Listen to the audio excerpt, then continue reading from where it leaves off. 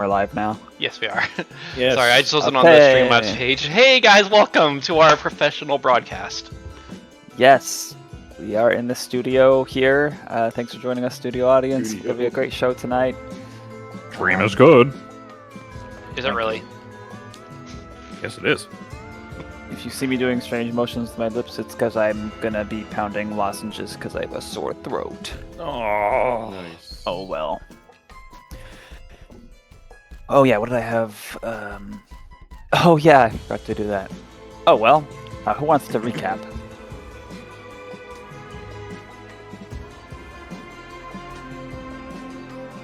Everybody does. Let me. I always like forget to have that page open, so I just try to get it quickly open.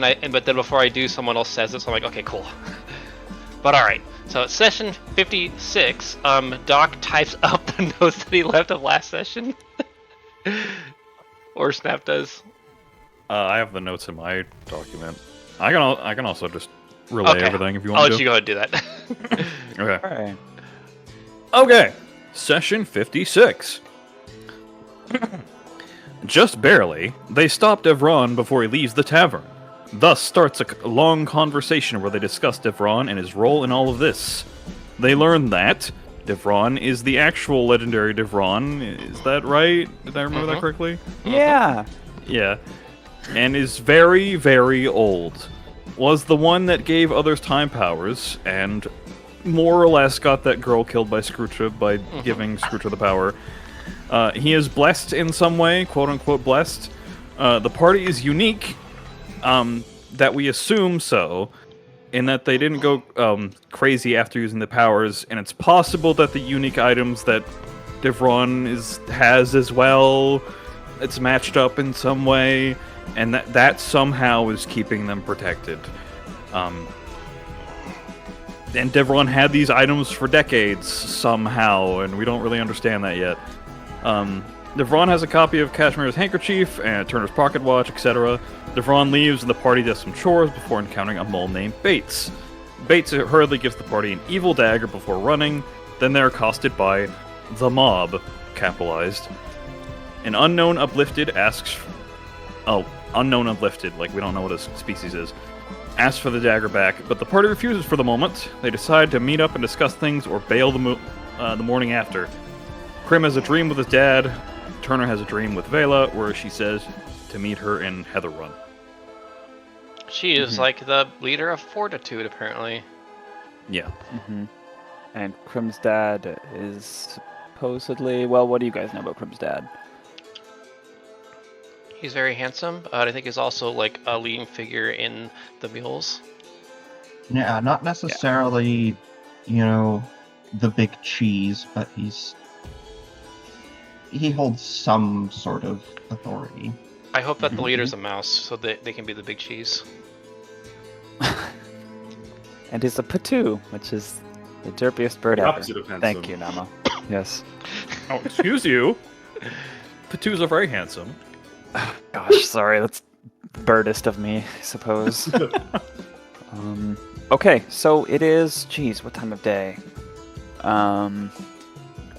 No, you just got your rest overnight in the tavern. You are feeling safe enough despite this whole mob situation to really let loose and attend to tasks that needed attending to, so you get your sanctuary rest. Please make sure you've got all those spells and stuff selected if you're a spell thrower, because we're going to go into it. I just googled like a patu bird to see what it looks like, and of course, Damo, you'd pick that one. That's what Crim's Help Me emote is based on. And my PFP. I'll go and post one and post in the Discord. I'm a spell catcher, by the way. I don't throw spells. Oh, I see.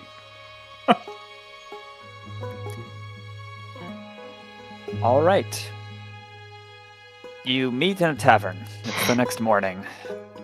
What is your plan? I know we did a lot of chatting between sessions. There was a plan A, B, C. I love it. What are we doing first? I believe we were... When were we scheduled to meet? The morning. Okay, so we don't have that much time, but we do have a bit to ask around probably during the evening and in the morning, we asked around like, "Hey, what do you think of the mob?" And I mean, we're stuff literally in a like that. tavern, so Yeah. Actually, is Cashmere's dad still here? Looking around this breakfast area, smells pretty good. Smells like hotcakes. No, he's not. It seems he and his folks left already. Damn. Wade shall have his continental breakfast. A little paper plate full of like really soggy eggs and and some sausage, and a little plastic transparent cup full of orange juice.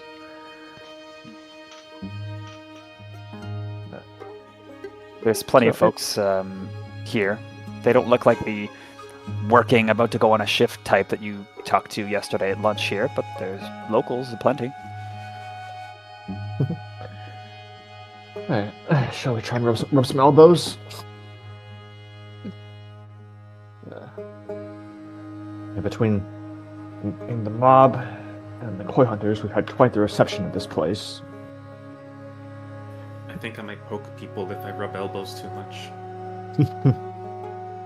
I suppose we technically have elbows. Yeah.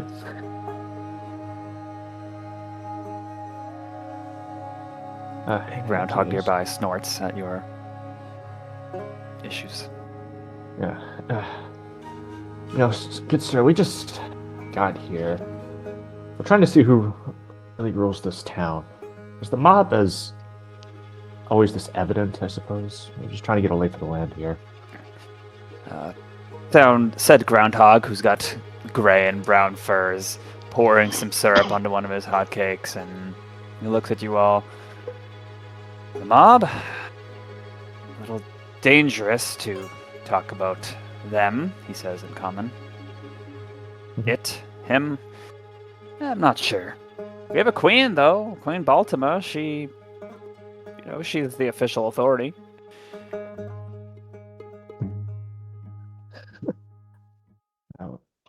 We'll see how official it is in practice. Gods. General. I mean, if it's a matter of commerce, business, getting things done that relate to the lifeblood of this town, you'd want to talk to the mob and his associates. He runs Aeronite Industries. All the Skyframe around the world, all the fancy gadgets and things they do at Kid Sundry and elsewhere. This is the chief exporter. He's a very rich man because of it. He made this city, really, before it even had a queen. And his Yeah. position is official? As Wade is kind of like poking this guy, Turn will kind of look to Cashmere and then ask him, "Can you get a feeling for how he feels about that guy?" Basically trying to see like when, as he's saying, is there like a reverence, or is it just like, oh yeah, he owns this place. He is a very good person here. Cashmere will smirk at Turner and say, "You always ask me to read people, huh? Well, But okay." sadly they're not. Unfortunately, they're not books. So Well, some people can be read like a book. well, I'm not fluent, so I go to the expert in those matters. Rolls his eyes, then looks at the guy. And I will do an insight roll. Okay.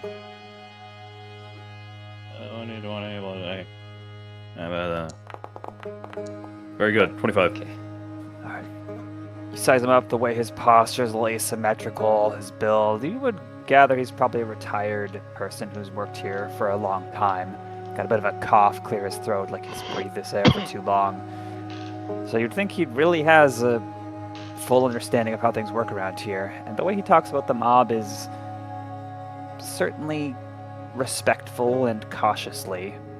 Not negatively and not super positively either. Cashmere just says, seems like he knows what he's talking about. And that's why I'm a delegator. Well, And he if they're says- gonna... So, He would respond to you, Wade. An official position, being the richest man in Anyway, richest person in this city, yes. Richest person in all of Bose, perhaps. not officially a government authority. That's the true superpower, isn't it? So, yeah, and if he more or less built this town brick by brick, then how did it come about having a queen? I'm not sure. It's a little before my time. I don't know. I guess some people don't like taking orders from the person who holds the coin. They want someone who has a bit more credence to their position. And someone who isn't, what he is, maybe. How old is the Yeah. town? About 50 years. Yeah, I mean, it was founded after the invasion. So quite the boomtown in that case. Yeah. Yeah, what we've seen, it seems like these oh-so-kind folk are so inundated in this town. They're like the lifeblood of it. I wonder if you drain the blood from the town, would it still function? You're alluding to what that, takes a bite of his hot cake and crumbs fall away. That rabbit on the stage said last night. I mean, with the whole, are we working for him? Are we working for a profit? Or if we are just doing what that Scroocha fellow says, are we part of the Koi Allegiance? But yeah, this place is all about what we produce and refine and get going to other places. If there aren't people to do that, it's not much. I mean, why else would you live here? Fair enough.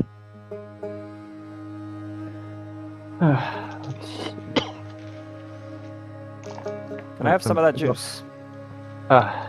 Yes. It's a bit watery. Good man. He takes the bottle and drinks half your juice and puts it back. Yeah. I tried the cranberry juice, but it was just straight up water from the machine. How to put some new syrup in it. Damn it. Well, I suppose pretty soon this town's gonna have to choose. Do you think that he's turns looking at this guy now? Do you think that he has the fortitude to stand up to the Koi Allegiance if they show their faces here? Yeah, how would that go?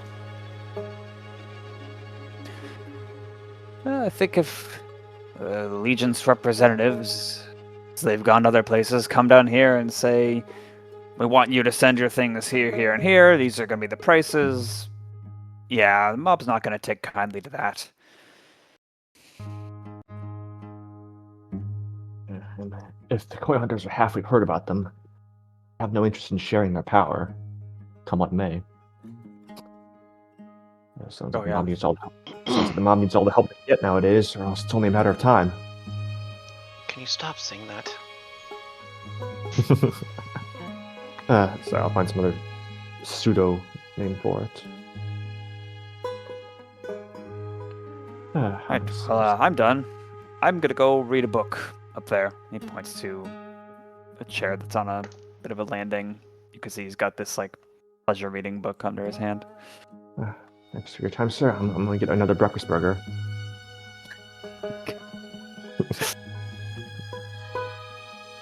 Normal conversation.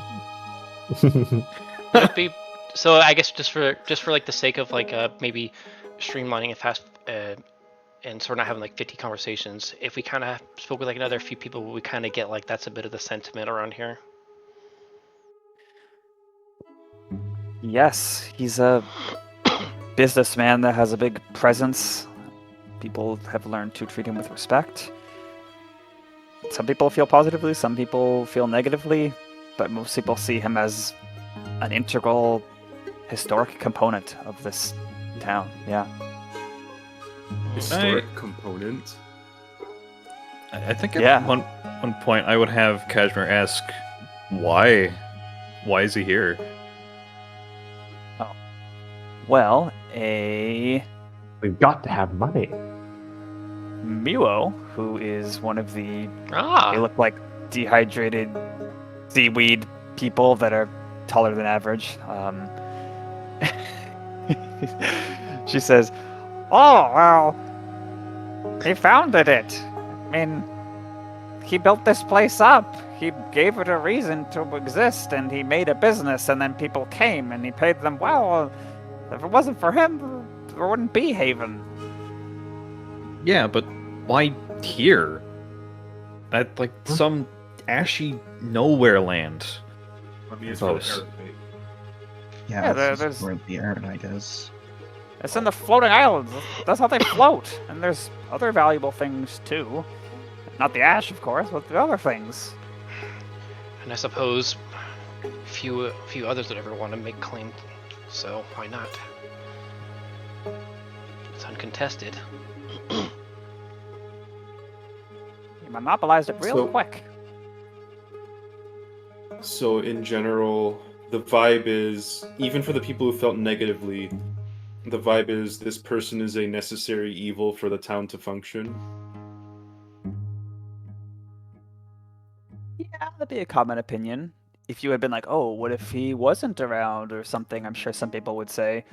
Others would step up. It's a large organization. It's not like the town would go under if he were to be not around. That'd be No, quite what about the back. mob? The mob Right, in general, it's the not mob. not just that guy. His entire organization was to go down. Well, they would say that doesn't really make sense. I mean, they're the ones who run Aeronite Industries, so there'd be a bit of chaos. Yeah, it's blood at this point. It would need Did to they- be someone who's not corrupt. But you can't really do that overnight. Yeah. Also, does anyone know what he is? Yeah, we met him. What was the species again? We didn't That's know. the thing, No. we don't Oh. know. Wow. Would you have asked someone? At some point, out of curiosity, probably. Make a persuasion check. Ooh.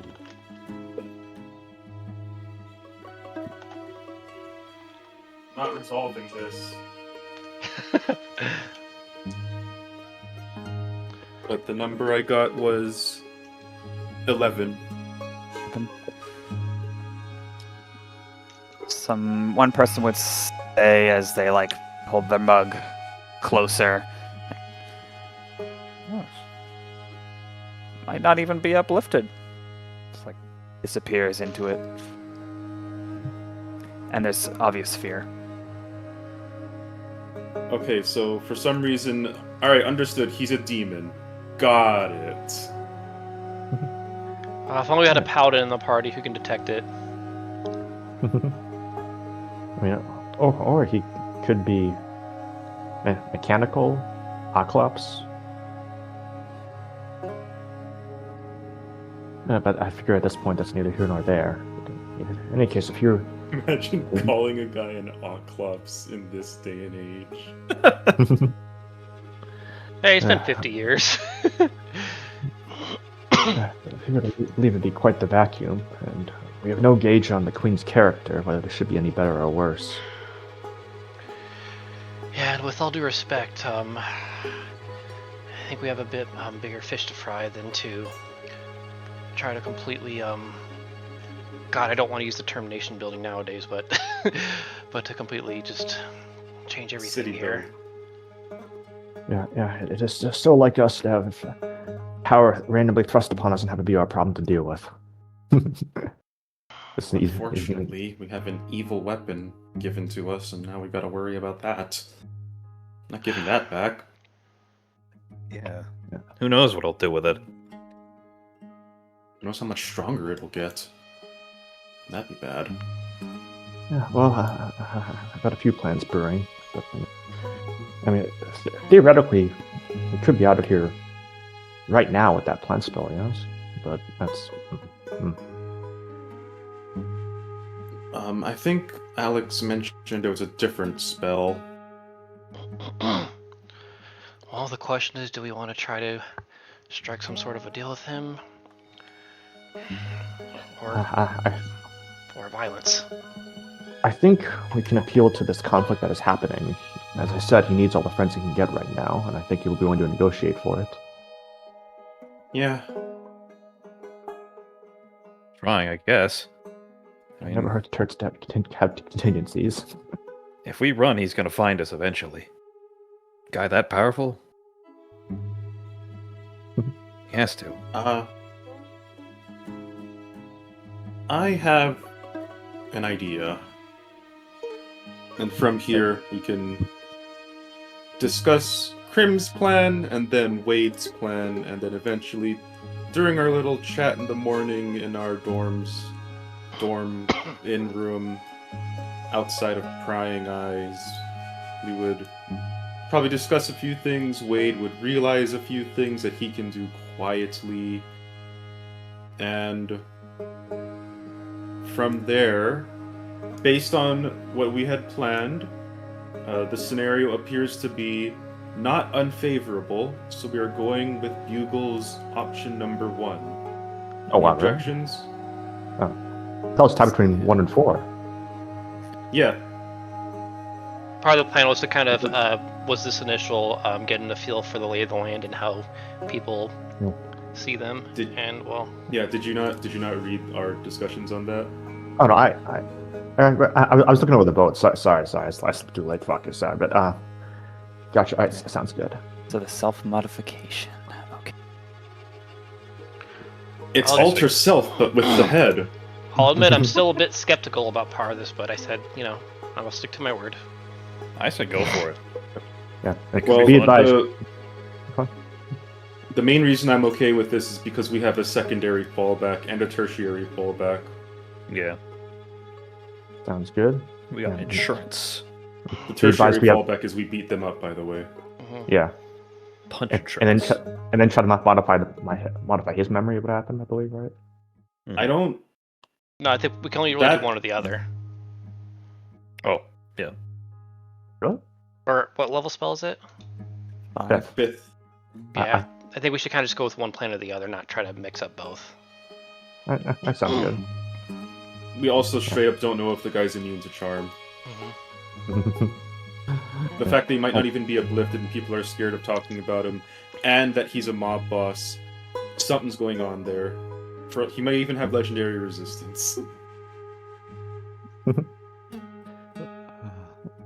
Sounds good. And we also only have 10 minutes to decide upon this plan, or else I'll be unable to undo my own memory of coming up with the plan.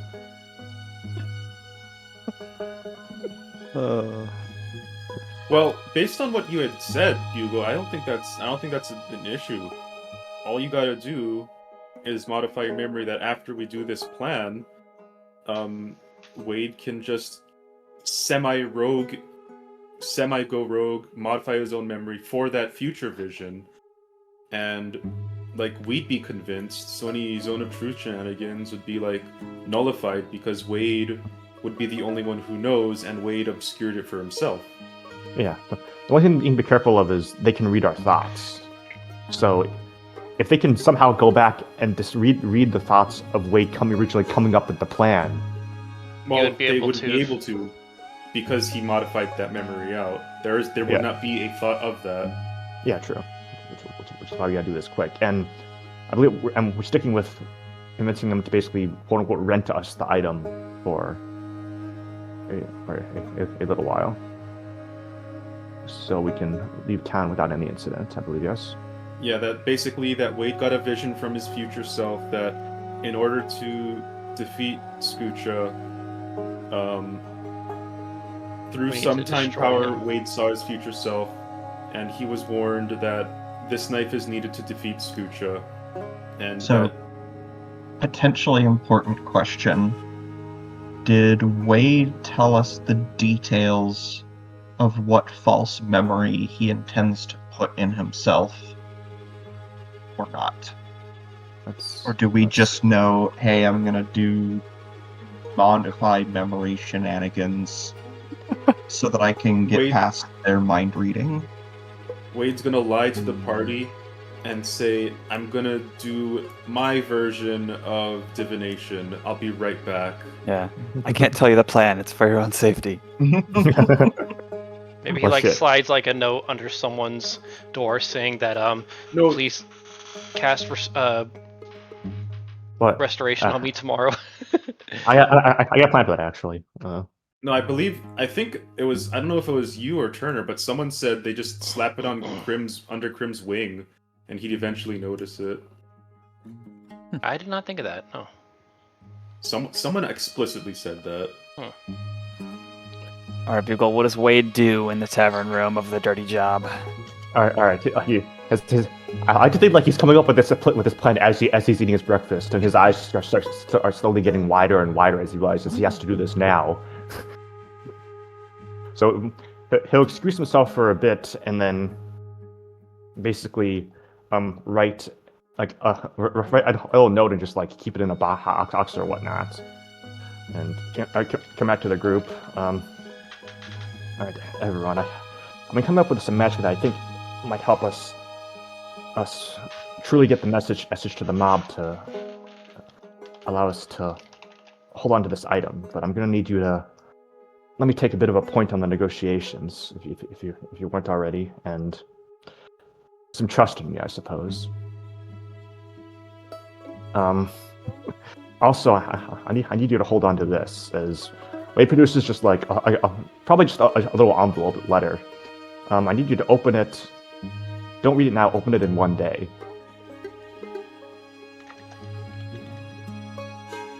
All right. And that letter is basically gonna tell them the gist of what Wade's done, and say, Alex, I need you to cast restoration on me, and state the code word. He'll let you some code word we can pick, and I'll trust you to do this. So is that what's written in the envelope? Yes. Okay. Yeah. Well, for everybody else, assuming what they're doing is the same thing I do, I think if you deliberately try to think about something else, you can get around it to some extent. The spell I use focuses on surface thoughts, so you can potentially deceive it if you know it's coming. Crim looks suddenly like he's intensely thinking about something. Yes, so everyone, we should all operate under the assumption that our thoughts are being read in that case. But anyways, all right. Wade shall excuse himself up to the bathroom, or probably just to their own little private inn room. I'm looking forward to this. But if I must, I can't even trust myself nowadays. He'll go about the process of casting Modified Memory on himself. He gives a little blow of the whistle, and let me just double check like my notes real quick. Oh, sorry. Okay. I just explain this to the wonderful viewing audience.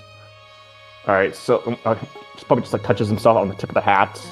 Like, his eyes kind of like close as all of his surroundings just go out of view. It's like in an anime where there's just like blank white screen, like white nothingness area. Okay, you're in your mind palace. Oh no, it's Persona 5 all over again. Persona! Alright.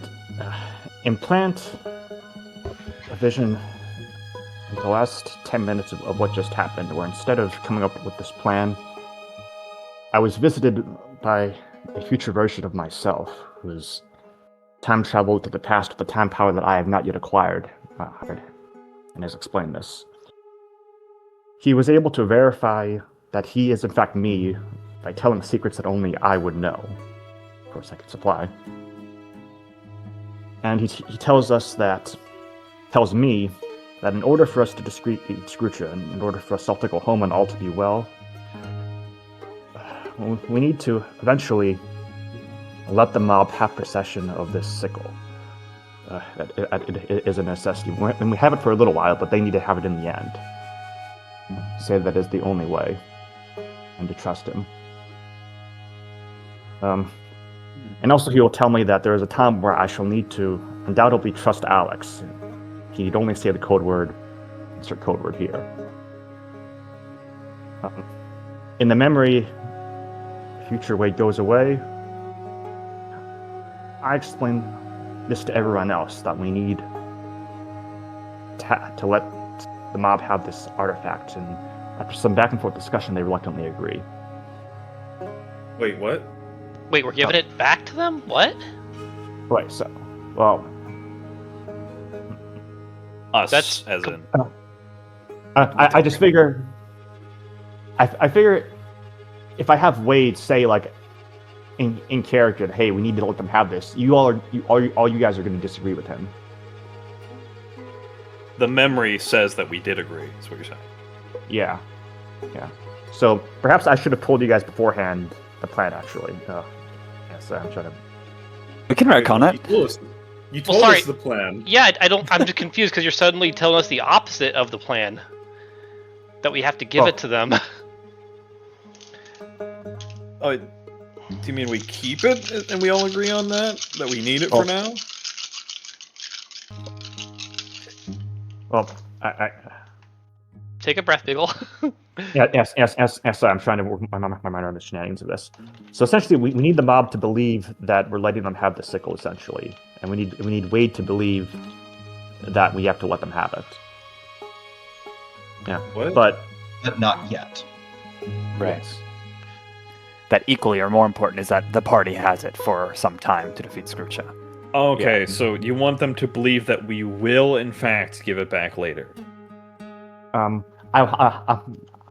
want Wade to believe that, and Yeah. Okay. and I want him to believe the party believes that. The party can't actually believe that, because if Wade just during the scene says, "All right, we promise we'll give it to you later," undoubtedly everyone else is going to be like, "What the hell, Wade? No, we're not." Which is why you said you got to trust me and let me negotiate. Okay. So should Wade have told everyone beforehand that? Okay, I do understand what you are saying now. Yeah. They'll go for it if Wade.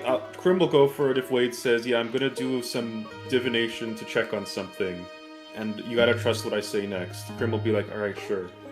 Magic's weird." Gotcha. All right, sounds good. All right, so Okay. he does that. And then, yeah. So you do that, and the white void fades, and you suddenly have this revelation. Oh my gosh, I was just visited by myself in the future. Yeah. I didn't know I knew that power of divination. Seems I can. I'll see if I can even trust myself nowadays. God, what does this all come to? And so, upon explaining all of that, do we want to play that out, or do we want to skip to approaching the mob with this what's the word? Strategy? No, not strategy. It's like warning, but like Premonition. this prophecy from Wade's future divination vision. Down if y'all are down. Or works for me. Sure, yeah. Okay. As you exit the dirty job, Wade leading and no doubt being on edge, wondering where to go. They had left it kind of vague and said that you'd be watched. An uplifted hummingbird, an uplifted scorpion are waiting, dressed in nice clothes, undirtied. They step forward with pleasant smiles and gesture that they will be happy to escort you to a place of meeting, if you're ready. Okay. Before Wade would have also ritual casted telepathic bond on everyone. Okay, so just before I get confused, did Wade tell us the details of his false memory? I don't believe so. Okay, so we don't know that he modified his own memory. Yeah, we only know the vision. We only know that he said after his vision that we need to give it to the mob eventually, I believe. Okay. Hey, can I get a quick from our DM/rule maker here? Would like detect thoughts like would anything going through telepathic bond just immediately be like broadcasted to them? Theoretically, Yeah. not necessarily. So, telepathic bond is the... Potentially it would, because that Yeah. would be surface thoughts. Yeah, that'd be the most surface thought when you're Yeah. actively communicating. Then I would say be very, very, very cautious about just using that casually throughout the Wait. entire conversation. Wait, Emma? important clarification with tech thoughts. Would you only detect outgoing thoughts or incoming thoughts? Would it be like listening to one side of a phone call? You only Yeah, hear the I think so. outgoing thoughts? Yeah. Yes. Can you at least turn on your obnoxious. speaker? We should all start delivering very expository lines during our thoughts. we do like the Japanese, like repeating the question. Quick, ChatGPT, stall for time. Metal Okay. gear? You Psycho Mantis. are led up and down some roads and streets. Doesn't look like there's any frank residential area you're passing. It's all businesses and shop fronts and such. But soon, perhaps 300 feet above ground level, in a nicer part of the city, even the air feels a little cleaner. You're not too far from that strange crystal upon its tower. You see a 3-story building that's quite large, square-shaped, and in beautiful filigree over the door it says Cloud Lounge. And the two walk up and open the double doors and allow you to pass through first. Inside, well, before you pass through inside, there's these long planters on the front flanking the door that have these beautiful plants that are somehow growing from the lava filling the planters. Oh, jeez. But it gets weirder. As you enter, you see spinning sculptures floating above the floor, lanterns suspended, and there's that desaturated blue-colored rock prominent in each of them as the source for their levitation, Aronite. There's sofas and couches that have decorations or creation to look like fluffy white clouds, and all on the floor you can't see your feet because there's this magical fog that wisps along as if pulled by a gentle breeze. It gives a very beautiful and mysterious air to the area. Even the service desktops where like workers are ready to check you in or whatever, they look like fluffy white clouds. They're wonderful at setting the atmosphere, I'll give them that much. Crim will specifically be looking for a place that he would be able to, like, stand around that's not necessarily in view, but would be within, like, 30 feet of the conversation area. Unobstructed. Sure, yeah, there's plenty of furniture. And when that happens, once he spots a place that's like, this is a good spot to be 30 feet away, walking distance or so, he will, like, start looking antsy and a little feral, and then he's like, he just act like he's irritated and then just hide. Like, oh, he just gets like that. Leave him be. Okay. This is for the backup plan in case shit goes bad and he needs to stop time and stuff like that. Wait, as you try and enter with Victoria, the hummingbird man holds up a wing. You plan to bring your mountain to this very nice establishment? Wait, he gives a little roll of his eyes. I suppose not. And I'll have her stable outside, out back. Oh no, you have to walk like the rest of us. In that case, actually, Wade has to excuse himself for a bit to like go stabler and whatnot. And, Okay, there's a spot not far.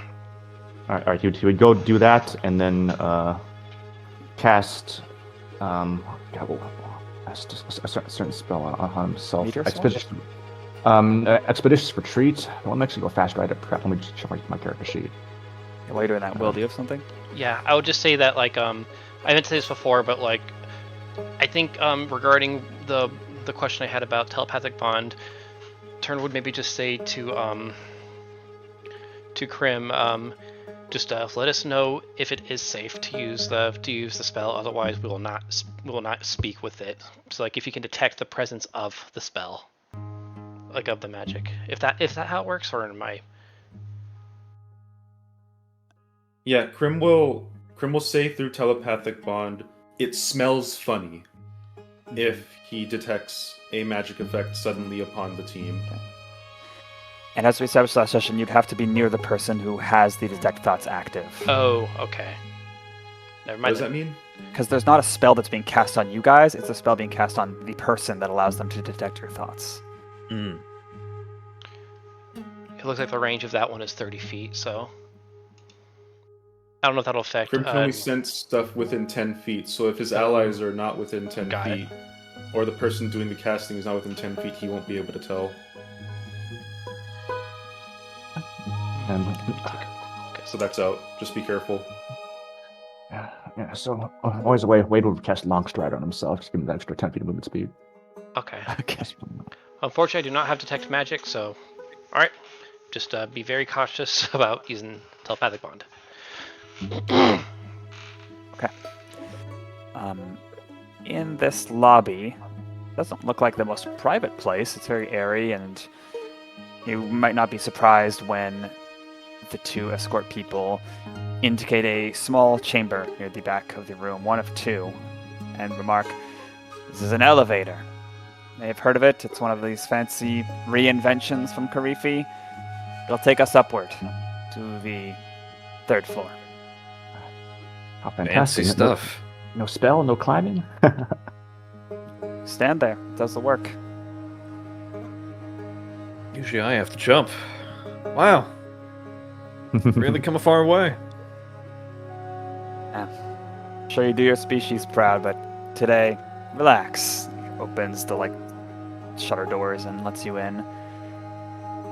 And after some whirring machinery and gears, teeth latching to each other, cables moving, you arrive on this place. A map? Is this a library?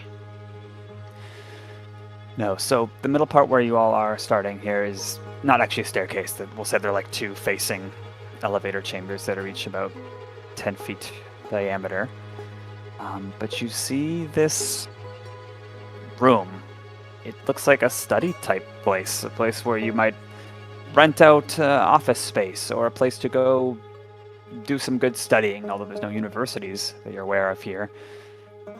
You can see the places on the borders that have these red curtains are all windows, and the curtains are open, so they're letting in some ashy morning light.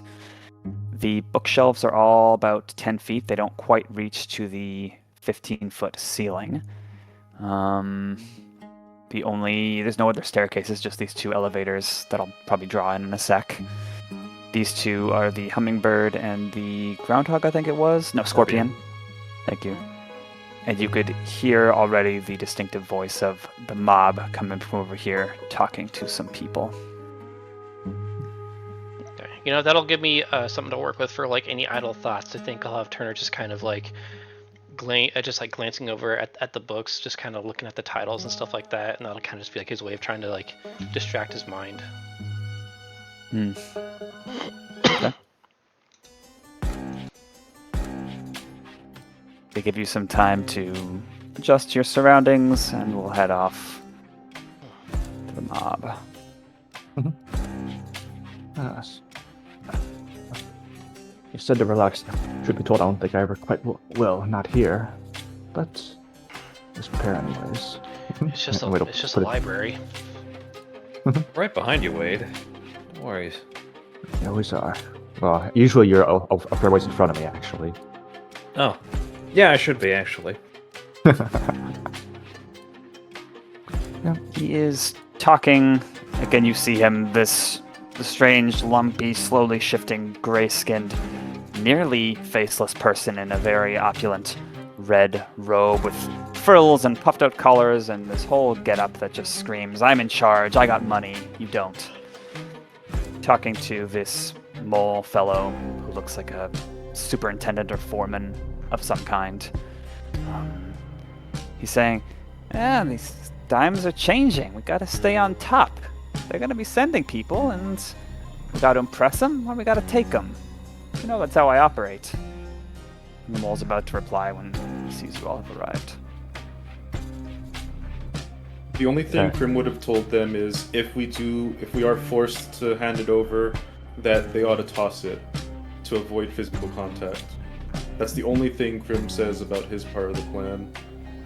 So that any mind reading they would be ignorant to. Is your impression to impress us or to take us? He gives a little wave. Does an open arm gesture. Welcome. Glad you could make it. Oh no, we're not talking about you. It's about Koi allegiance and the state of the world. I presume so. It's on our minds quite a lot, but it's a pleasure to meet you again, sir. And he gives a little nod. We have much to discuss. He asks for your names after introducing himself as the mob and claps his hands, and so people would start bringing you saucers and cups of tea if you wish. Those are, let's say, bookshelves, Crim. Perfect. Yeah, that's fine. Crossing. Well, how do you get monikers and we don't? Just don't need a team name. We could have. I figured they'd find it anyway. I did it before long. You'll give your names. Yeah. Cashmere gives his. He considers adding on the deal breaker to the end, but he thinks better of it. Crim introduces himself by puffing out his chest and showing his sign that says, "My name's Crim, I'm on duty." But he still seems a little agitated, like he looks at this unfamiliar person near him and gives a light, snarl. Not like a dangerous one, but a "I don't trust you" kind of look that, sometimes, dogs would give. If they don't know you, that kind of deal. He's playing the dumb animal role here. Okay. And as you're talking throughout this conversation, many of these mobsters, we'll call them, are walking around like they're patrolling, looking out the window. There's always different people moving past you. The funny part is Crim barely has to act. This is all weird. I'll have Turner kind of just stand by Crim as the handler. Okay. It's a pleasure to meet you all, and I am the mob, as you well know, as anyone in this town knows. Tell me, what happened to the... Did Bates just drop it and run? Did he shove it into your hands? Did he try to cut a deal with you? Tell me the details. Let's fix this. I'll simply say that it was thrust upon us, in both the literal and figurative meaning of the word. Now it is our problem to contend with. Better than thrust into us, I suppose.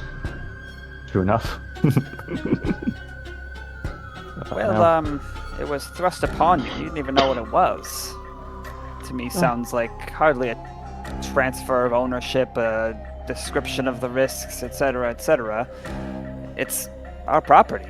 You probably made that much apparent. So we can make this simple. Why not just give it back, huh? Well, we didn't know what it was when we got it, but we know what it is now. You're right. This can be pretty simple. We know that this is a weapon of great power, of great capability to grow and expand and great value as well. I presume we know that you want it back quite well. But we also know that, you said it yourself at the beginning, you, good sir, are in a position where you need quite a lot of many friends, aren't you not? Yeah, I do intend to stay relevant in this changing world. It's true. And it is changing quite a lot. In the few days we've been in this town, we've spoken to a lot of the residents, seen a lot of the people. And with the way things are going, it seems if you don't have a lot of friends, there won't be a town for you to manage by the time all this is over. Huh. I see. Okay, I'm listening. I've never been afraid of deals, and I could see this is leading to one. You know, correct, sir. You'll know that the Koi Legion, the Koi Hunters there are no friends of us. And we need all the power that we can get to hold them at bay. I'm sure you can properly gauge that the Koi Hunters have no interest of sharing their power once they take it. They are not stopped by one of us. It's only a matter of time until you will have no one left to extort, because either they'll all left or they'll all be under their control. So, I propose... I'm fully capable of dealing with this Koi allegiance and whatever dignitaries or thugs they send over. I don't see how you're relevant to those interactions, but please go ahead. You have that same confidence as well. Would there be any issue with me /Turner referencing the incident with at the end of the SHL thing with Scrooge attacking, facing Darkwing and the others? No objection. If it's to describe what Scrooge was capable of, by all means. And also that we're the only ones who managed to make him retreat as well, so it's also given that up as well. That's what I want to ask first before I do this. No objections? Not for me. No, I'm good. Okay. All right, then Turner will chime in. How privy are you to events that happen outside of these ashy skies? Fairly privy. One has to look outward to survey one's domain. I'm sure you may have heard of this Scrooge, his first truly public spectacle, where he tried to make his name known and attacking Crim for the first time. He attacked those in that SHL league and nearly made it out, taking a few lives, but that was the first and the only time he was ever forced to retreat. But even so, they were not able to, in that moment, lay a hand on him. Only his allies. Yeah, he's a fearsome dude.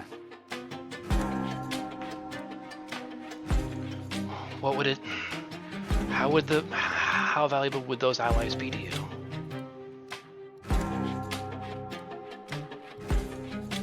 Sorry, you're talking about the allies of the SHL participants who stood up Yeah. against Scrooge?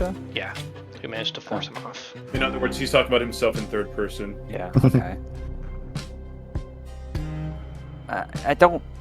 I'm not really looking for manpower right now. Got plenty of that. We don't know what Scrooge is gonna bring, but we'll deal with it when it comes. What sort of utility would these allies who stood against Scrooge be to me? I'll let Wade continue. Well, their intention is to place him out of the picture. No challenge to your power, and you'll be free to run this town out as you wish. So, what I'd like to make is that us collectively maintain possession of this artifact for the duration it takes for us to put him out of the picture.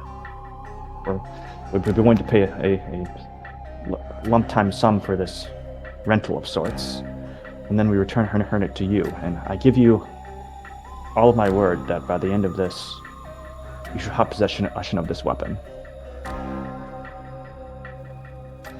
In fact, Wade takes a little step up over here and just kind of holds his arms up. I would like to cast a spell to verify my candor. Is that all right?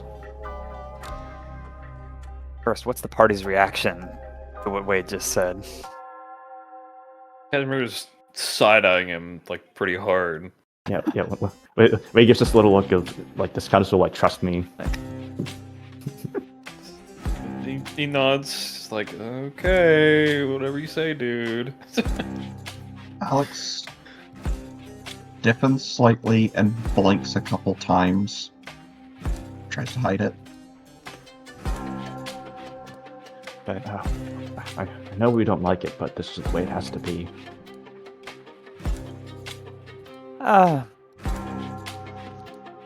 Before the mob responds, this guy comes near you. He's some type of mammal, something groundhog-ish, you're not sure, and he walks back to the mob and does some whispering. Not the first time he's done some whispering. Mob seems to frown a little bit, and a little ripple goes through a couple of his extremities. Cast your spell. It better not be a hostile one. Yes, I never thought I'd cast a spell again, guys, and I didn't think it'd be to verify your truth, but to lie my ass off. No, it's true. It's like I said, the biggest utility of Zone of Truth is not to interrogate, but to gain trust. Didn't expect it to be used like this, though. Yeah. Oh god, I want to spoil this anime series where like the same fucking thing happens. Oh god. Anyway. You're lying in a very, very roundabout way. You've made like 3 rights to make a left. Yeah. Yeah, so when he gets a little quick toot of his whistle, like there's like the Baldur's Gate sound effect of like casting a divine spell. Pong! As he casts Zone of Truth and looks the mob dead in the eyes. I give you my word that it is my full intention at the time of this rental is over with, you shall have possession of this weapon. I promise you that. I'll admit I do not like it, but we have to. The mob looks at this person, the groundhog person, and he says, "Say it again." All right. Wait till it's said a little bit. Like, do they seem like they're doing any spell work or whatnot, or is it just part of the process? No, you haven't seen any somatic gestures. All right. It is my full intention by the time that our rental is due, you shall have possession of this weapon again. The mob. Very good, very good. All right. Say I believe you. What is the duration of rental you desire? I don't believe it'll take us long to get Scroocha out of the picture. Cashmere chimes in. Wait, what are your prices? We go based off income bracket. Bates had a pretty good deal, 60 gold pieces per day to deal with whatever trouble he was going to get up to. He was not a rich man. You all, I would say 120 gold pieces a day, and I would need it up front. You're going to deal with Scroocha, he's literally hundreds of miles away from here. Probably going to die too, so yeah, it's going to be a pretty though. Bates was not performing the service for you. He was using it for whatnot. This is directly to your benefit. Alright, wait, roll a persuasion check at this point. Yay!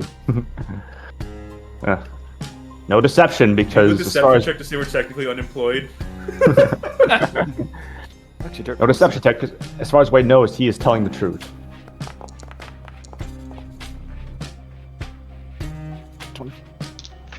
27. 27.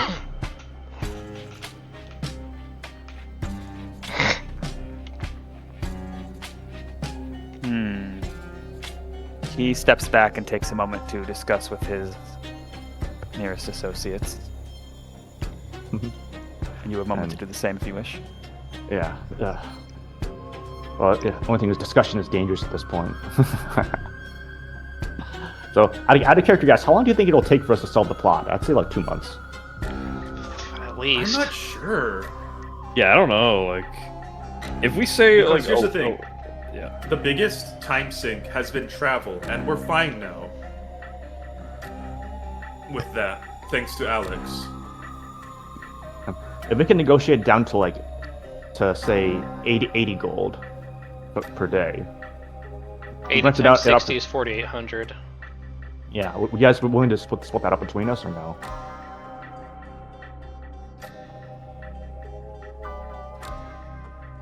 Well, let's see what the cost is going to be. yeah.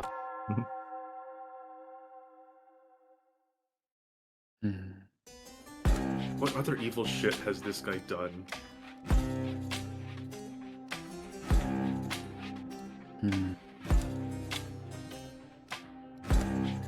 Take this deal. And Tao's playing deal or no deal.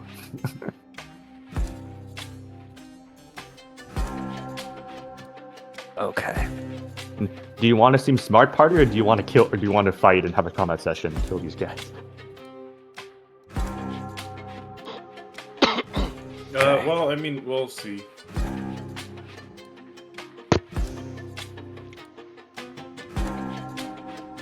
It's funny, you know, he says.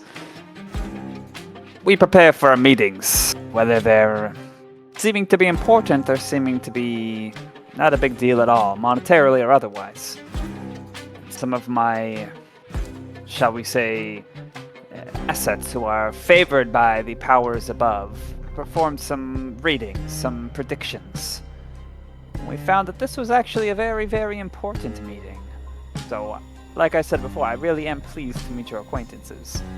But we also found that this would have great positive and great negative outcomes for me and Aeronite Industries, which is my joie de vivre, my reason I live. It gives me a feeling of fresh air in my lungs, even more than the violet crystal can provide, the breath crystal. And what would your readings tell you if you didn't take this meeting?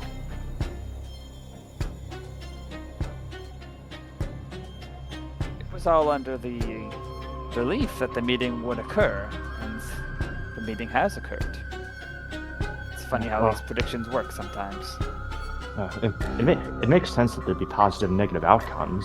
As you said, this artifact is valuable to you, and there's always an opportunity cost to letting someone else use it. But that is simply the price of doing business, isn't it?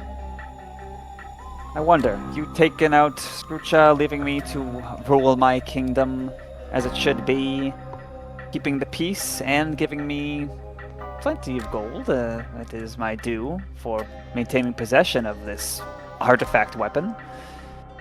That's the good part. I could see it. Where's the bad part then? Perhaps we don't. Perhaps we don't make it. Perhaps we fall in the process. There's a risk to all of this. Scorcher is powerful, and even if we drove him off, We're just simply a moderate dip in profits from not having this weapon to rent out to others. See, I think the biggest downside would be, like you said, falling in battle. The artifact lost to history once again after we worked so hard to get it back. I mean, what other great downside would there be with me staying here and you all going off to do whatever you're gonna do, leaving some gold behind? So what you're doing is cutting off sustained income from this little side hustle. I don't see that as an acceptable balancer. Cashmere say, you know, I've done a bit of thinking about it, and I want to know, do you believe in fate, Mob? No. No, I did before the Outclassed War, as you people call it. Not anymore. So you don't believe that us having this now could lead to better riches in the future?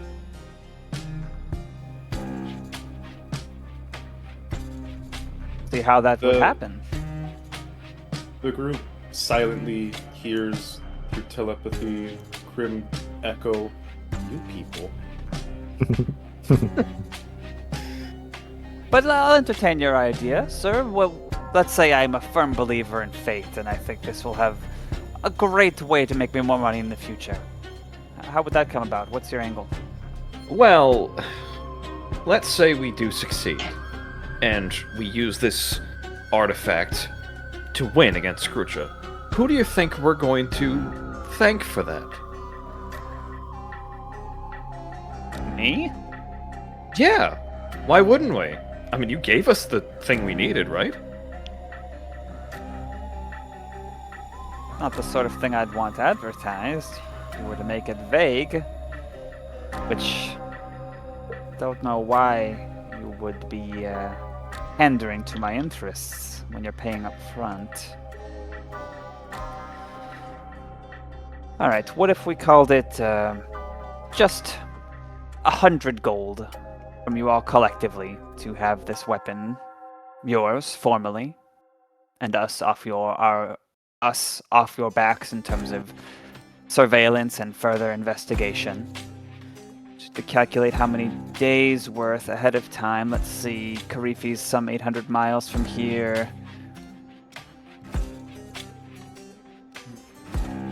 He runs some figures. He goes much faster than I can in real life. Plus that to 84. Part of his cheeks morph into a calculator.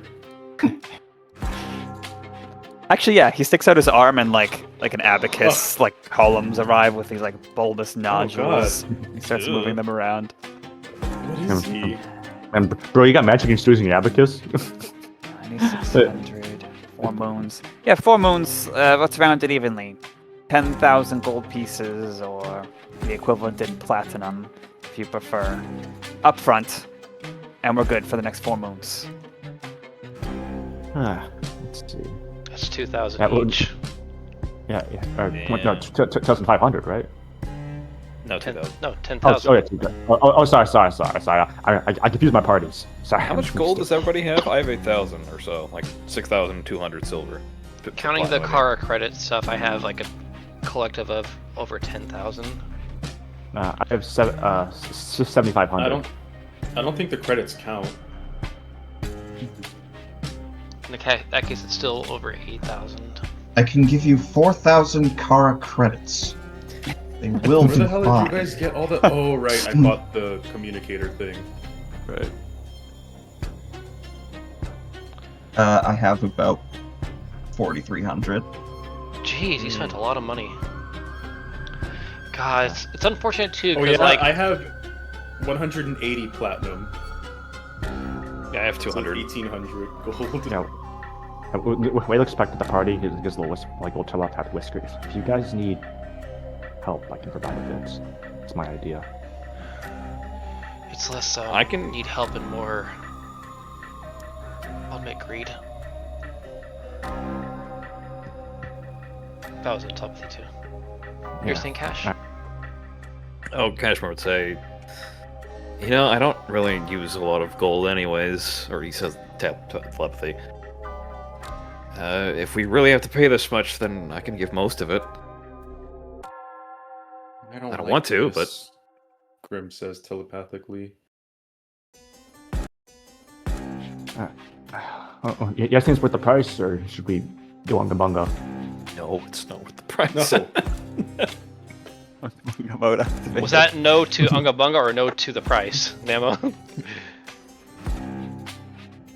Nemo? I almost want to have like a wheel and woe on paying this dude. Like, what are we funding? Combat. It is considered rude to cast augury during a negotiation. It takes a long time. Can you like subtle spell it with? I think it takes too no, long. because yeah. Because it also has like an expendable or like a specific component that you need, but yeah, As you're thinking, he throws in, oh, and you know, of course, we would spare you. People don't usually live when they cross me around here. So that's a nice little perk, too. Yeah, it's dark. But what telepathic says, if we don't pay it, someone else will.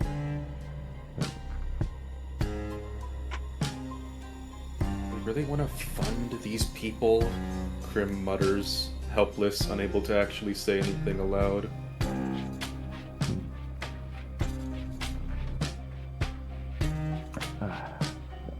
They could be valuable allies in this.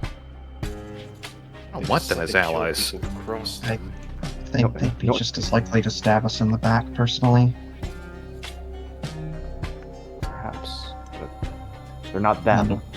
And then a bit of Alex's cover thoughts come through. What's wrong with your face? wow, that was a nice little red letter media throwback. More people walking by, whispering to Bob. He smiles faintly after 10 seconds.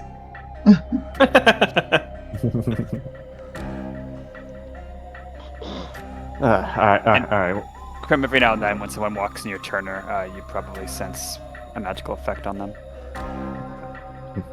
We could pay 10,000 to avoid the fight, or we could beat him up for free. Smells funny. We could beat him up for free. That's just true.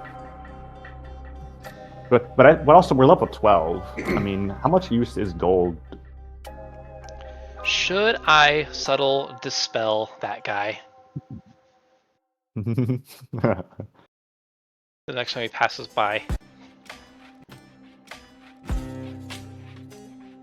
I can worth it just for the kicks. Alright, screw it. Then, yeah, the next time that Turner passes by where he kind of notices that, he's just going to subtly dispel that guy. Ooh. This guy's not the only one who can do, like, little power plays. Okay, and it's... Casting rank is higher, making it... Okay. If it's only a second level spell, then it would work. You surge forth your magic, and this person who's seen to be the source of the effect will say it's an uplifted rhino. She kind of is walking back to the mob and stops mid-stride and snorts and looks behind her between Cashmere and Turner. Cashmere just grins at her.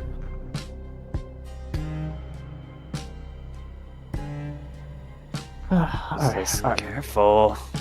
Walks back to the mob and ports something, and his face is neutral.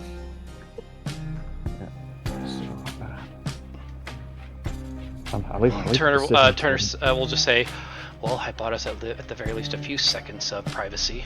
They're not going to be very happy about that. I'll defer to whatever decision you guys want. What do you all think? I don't want to pay them.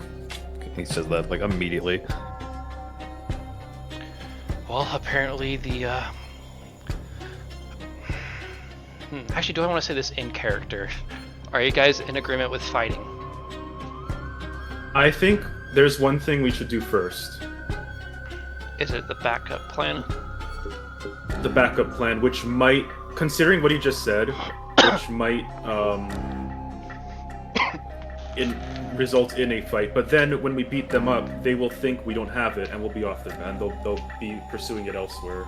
But they'll still be pretty pissed at us and want us dead. Yeah, but I mean, if we don't pay them, it's, I don't know. So what I'm saying is, like, I think no matter what, they're gonna want to fight us. Alright. Well, yeah, I'll stay out of character. I'll live in contentment that we did this negotiation route all the way to the point where we could have done it. Like, Yeah. It's like doing like everything in all the routes in like in a Bethesda RPG or something. And then Actually, doubling back. Yeah, quick loading. No, there's a tangible benefit to this. We already know from Wade, they already know from Wade that we had no malintent to not hand it over. So when Wade tosses it over and it vanishes, they verifiably know there was not shenanigans on our part intentionally. So they would assume someone else just stole it. And then they'll try to kill us anyway because we crossed them. But they'll know that... Well, they'll incorrectly know that we didn't intend for it to just kaput because Wade did all that. So that did have a tangible benefit. Yeah. This is gonna fuck with Wade because he in character believes they have to have it. Yeah. No, Wade's gonna be like, no, this isn't supposed to happen. What do you mean? Where did it go? Because even Wade wouldn't know. Crim didn't say the specific part. He just said to toss it. Yeah, we're both fucking with each other. Our independent plans are commingling independently. Yeah, so... Are we in agreement that we do not want to fund the mob with 10,000 gold? Yes. I don't want to give them that much money. Alright, if that's the case, Crim will just say... Toss it to him. Turner kind of looks to the others and says, Mentally. I know. Well, he's kind of like, fine, he'll not turn to look at them. I just, get in character with the description, like, so we're going with that plan then? Or rather, sorry, we're going with Crim's mystery plan then. I don't. We dispelled that reading thing, right? yeah, for like at the very least a moment. And I don't think they can just very quickly recharge it back. I imagine we'd see if they were doing a gesture or something. Unless they also have a sorcerer. But yeah, I guess they could. I'm trusting you, Crim. Then Crim will kind of like will gesture for Crim to come out towards him. No, Crim doesn't need to come out. Does he have the bag? anything. Oh, okay. Yeah, I think it's in Crim's. No, right. he would have given it to Wade for this negotiation, because Wade would have been able to toss it. I gotcha. Okay. Yeah. In that case, yeah, Wade will open the bag. No, Pull it out. Crim has the bag, Wade has the knife. I see. Yeah. Wade will pull out the knife. He seems to stare at his own reflection, his own like refracting reflection in a long time as he looks at the knife. Gives a little sigh. What have I become? As he tosses it on the floor in front of him, Okay. Sorry. air, Yeah, yeah. just like into the air, or onto the floor. Into the air, just a little underhanded toss. I got As before you toss it, Mob will just politely caution, no funny business, please. We will inspect it thoroughly. We've been tried to be tricked many times. We've developed ways, but I'm eager for this interaction to conclude. I wouldn't dream of it. This is fate, after all. Yeah, trust me, I considered it, but I thought better of it. Apparently the woe that you're going to experience from this is you've lost the one protectors that you had. Alright, everyone get out of cone. As Wade, What will? The one what that he had? The one protectors of this place that you had once Scrooger makes his way here. The one what? Protectors. protection. Protection. Us, allies. That might have been the better From word. the Oh, from the 400. If we're not going to be doing business, then we'll let then whatever's as- going to happen. Alright, everyone get out of cone formation if you can. As Wade tosses it, and it is about to land on the ground, Crim, who is out of view and still like 4 feet tall, so he's behind the bookshelves, will hold his breath and think, first time. But instinctually, he knows how that works. So, Crim stops time. All right. Boom! You hear this ominous bell tolling in your head, Crim, and everyone and everything freezes. The entire world is holding its breath. Divine Pulse. Yeah, Crim is also holding his breath like Goldo from DBZ as he rounds the corner, item interaction, grabs the knife and stows it in the bag, and then dashes back here, gets back into position, closes the bag of holding so it cannot be detected by locate object, and then lets time resume. As far as they are concerned, what just happened was the knife passed through the floor. Right, or 'Cause in it was midair right it before disappeared, the- right? No, Crim Oh. timed it so that, maybe they blinked and it just went through the floor because he stopped it precisely before the knife hit the ground. Okay. You know what I'm- Yeah. So optical. Crim's trying to take advantage of an optical illusion. Every eye in the room as time suddenly resumes, and you feel your normal self, Crim, is on that spot right here on the floor. And there's some tilted heads and some animalistic noises of confusion. Swan I think steps it's weird on forward. the party too. Yeah. Wade is flabbergasted. What the hell? Cashmere doesn't. He's looking around, huh? Ah, funny business. This one's going closer, and then the mob shakes his head and says, "No, come here." They all start making their way to the mob's side. What the fuck happened? I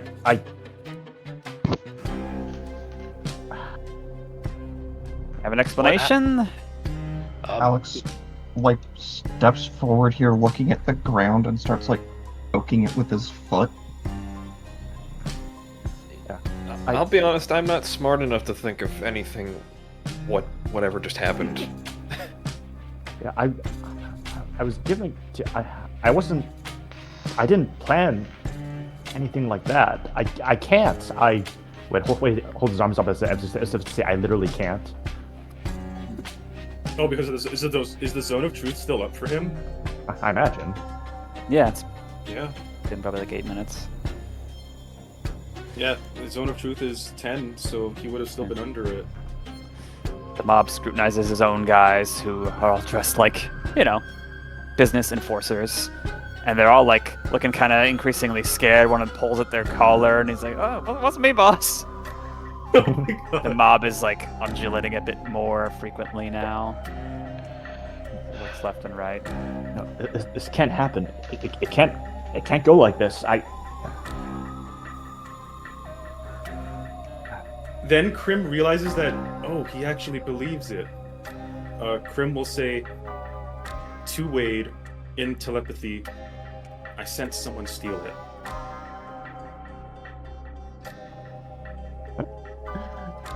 We just Torto's flabbergasted, still staring at the empty floor.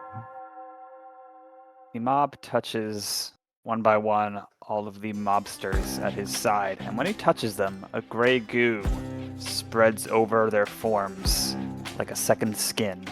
It splits for their eyes, ears, mouth, whatever they have, matches the animal they are.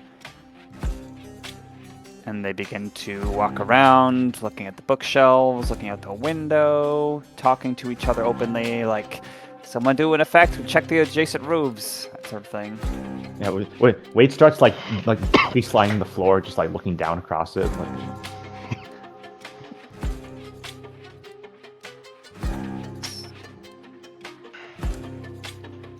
I'll just kind of step casually, not away, but you'll step aside for them. Alex is going to inspect the floor here to see if he can find anything, and obviously he sees nothing because the floor here is made of floor. Yeah.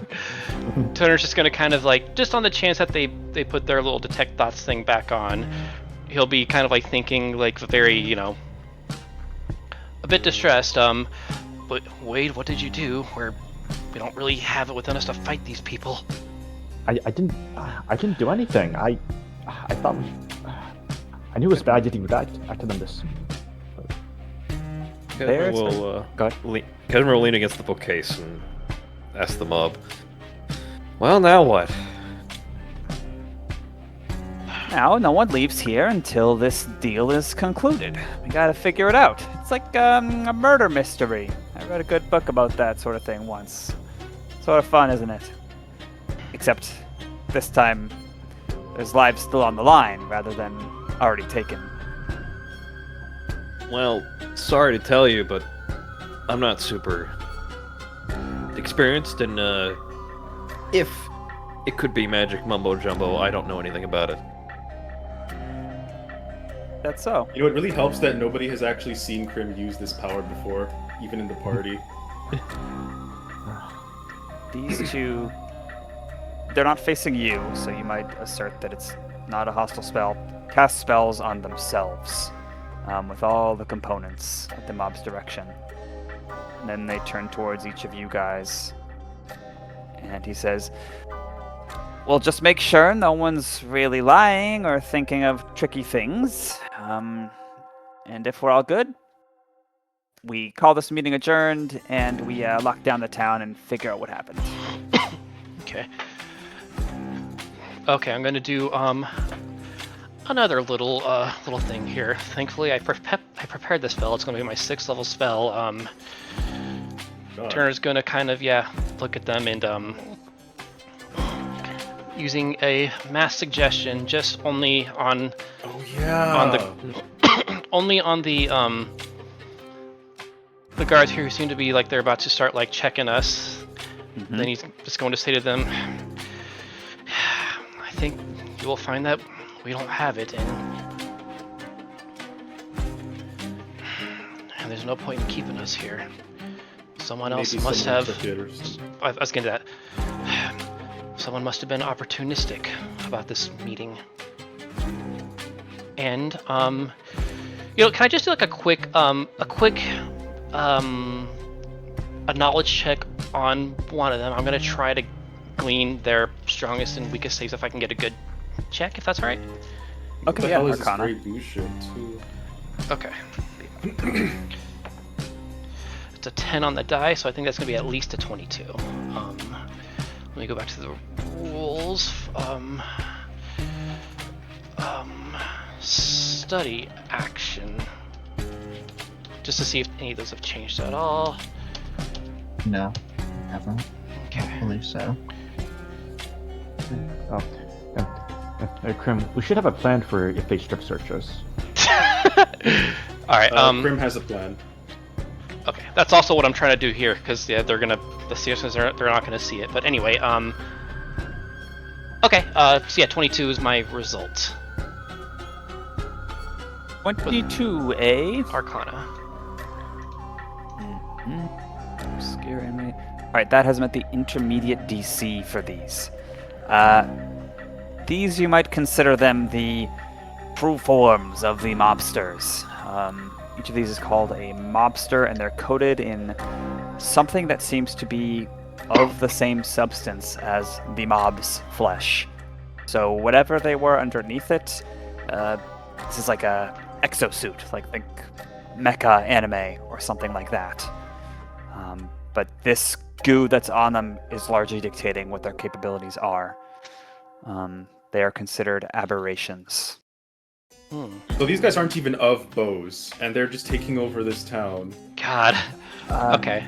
The mob is an aberration too, because he's of the same flesh thing, but these were ordinary uplifted people before the goo got on them.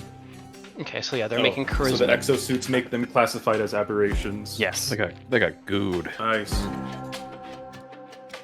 Okay, so all right, so I want to know what no mass suggestion is charisma save. All right, so highest and weakest abilities. Okay. Their best abilities. Is that saving throw or ability score? Ability score, I think. Okay. Yeah, unfortunately, it's Their no longer highest- saving throws. Highest is strength, lowest is charisma. Perfect. Okay. Sorry, I'm also dictating this as I go. Okay. How about let's go with condition and damage immunities. They have no damage immunities. They are immune to frightened and charmed. Shit, and this is a charm spell, isn't it? Probably. It is, yes, a creature that is immune to the charmed condition is unaffected by mass suggestion. Okay. Then, And well, you would be It's able a good to thing we intuit. didn't do the modify memory. yeah. You would be able to on intuit him. that the mob likely has at least those condition immunities. Okay, well at least that's good to know. Then I'll hold my 6th level spell just in case. Then I guess for my last check, it's most dangerous action or feature. You get 3 pieces? Okay. Yeah. Right? That it can use at will, specifically. At will, does that mean unlimited? Or Yeah, that it doesn't have, like, A per recharge. day or recharge or anything like that. oh really? Oh. Okay, well that will likely not be their most dangerous thing they can do then. Probably not, no. But they can.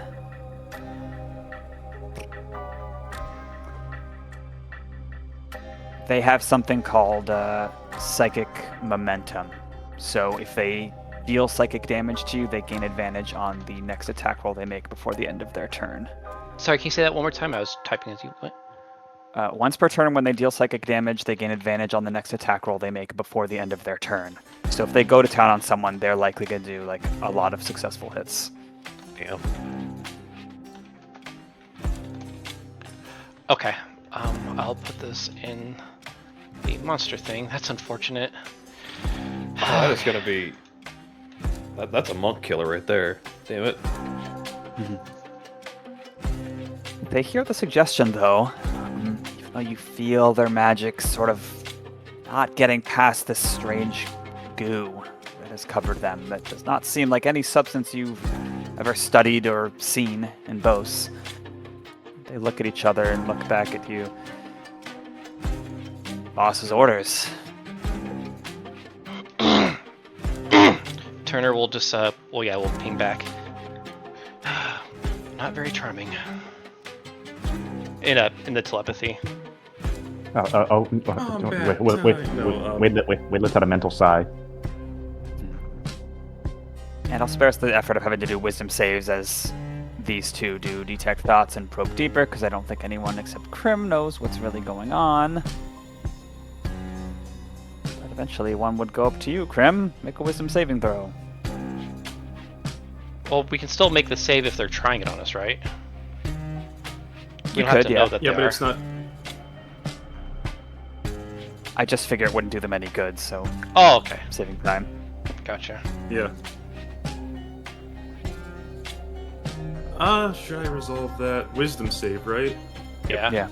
It's probably a good idea. Otherwise, they'll know. Do you want Can I to? resolve before or after knowing the failure? I think I before. believe Oh, it's in response to failing. Oh, Yeah. neat. You know what? So I can do it in response to failing? If you probe deeper, the target makes a wisdom saving throw. On a failure, you gain insight into blah blah blah. I don't think you know if you failed or not yet. We always resolve before. No, I'm Yeah, sorry. If you come. fail Can a I use- d20 test, you can spend resolve to re-roll it and choose which result That to was use. Wait, guys. Guys, I have an idea. Modify memory on Crim's subtle spell. Make him forget he just did that. No, don't worry. I have Mage Slayer. But then they'll be able to read your thoughts and trust you because they know nothing happened. Stab the mob, then detect thought subtle spell. I didn't stab you. 17 is my initial roll. I forgot that I don't have -1. I have +1 thanks to save rules. That is a success. Instead, what they hear from Crim, because the way Crim's resisting this is he's going to his happy place. So all they see in Crim's mind is like this endless reel of frolicking in gem-encrusted like fields eating meat. And the Rhino, the meat looks suspiciously like the mobsters. the Rhino woman just is like puzzled. I guess I shouldn't be surprised. All right. And people are a bit nervous, and they're looking at Crim. They might like try to search him for something, and the people will notice that Crim does not have his bag of holding. Oh, he hit it. We eat it? Over time, the mobsters have encased the whole room, inspected. One of them, who looks pretty crafty, is looking at that spot you were kicking, Alex. And is like, what do you make of it? I mean, trapdoor it's intact carpet. Well, I Isn't couldn't there a see spell that anything. makes things intangible, or am I thinking of something else? Probably. they're reporting back to the mob like, I don't see anything invisible, boss. Like, oh, the windows are all intact. There's no trapdoor, blah, blah, blah. And after a minute, the mob visibly drumming too many fingers on the wooden tabletop. Says, enough. All right, we're gonna settle this. Y'all are free to go deal with Scrooch on my behalf or whatever. Much appreciated. I don't see how you could have done this. If you did, you have my respect. Well, We are going to lock down the town and investigate more. I will work with Queen Baltima, and needless to say, if any of you are involved, we will meet again. Otherwise, I am so sorry that this deal could not conclude and this was stolen from you, especially you, Wade. Didn't mean to cause you distress today. Yeah, it's. Gods, I did not expect it to end up like this. Thank you for your condolences, sir. This has quite changed the story a bit. Should we get going? Turner just like suppresses like just the, you know, he's just going to think it. Well, I suppose we know what the woe was now. And right after you say that, hey, Gustav, I think we know what the downside of the meeting was now. Next time, develop your connection with the goddess or whatever crap so you can tell what it's going to be ahead of time. my God, So- both of them. So Wow. guys, So do we care about what happens to the town at this point? Well, it's just on lockdown. They're gonna search and find it. Probably harass some people. They're probably used to it. Yeah. Let's Okay, find right. Bates and rescue him and then get out of here. Yeah. Well, do I have Hey, locate Bates, person? your old life is done. I'm turning you into a dragon. Let's go. All right, let's discuss this because we're past the hour and a half mark. So Yeah. why don't we go ahead and go on break, and then we'll kind of bear it with from there really quick. Break sounds good. All right. By the way, from you and break time's ready. welcome Dark Horse. Thank you for joining the Discord. Well, Anyway, we'll see y'all in 10 minutes.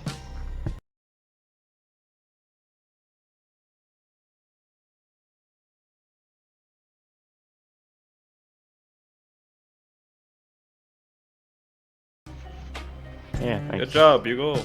Thank you. Good job, everyone. Welcome back. Thank you for going along with it. Crim, Wade, and Turner get resolve for being the main idea generators here and executing as well.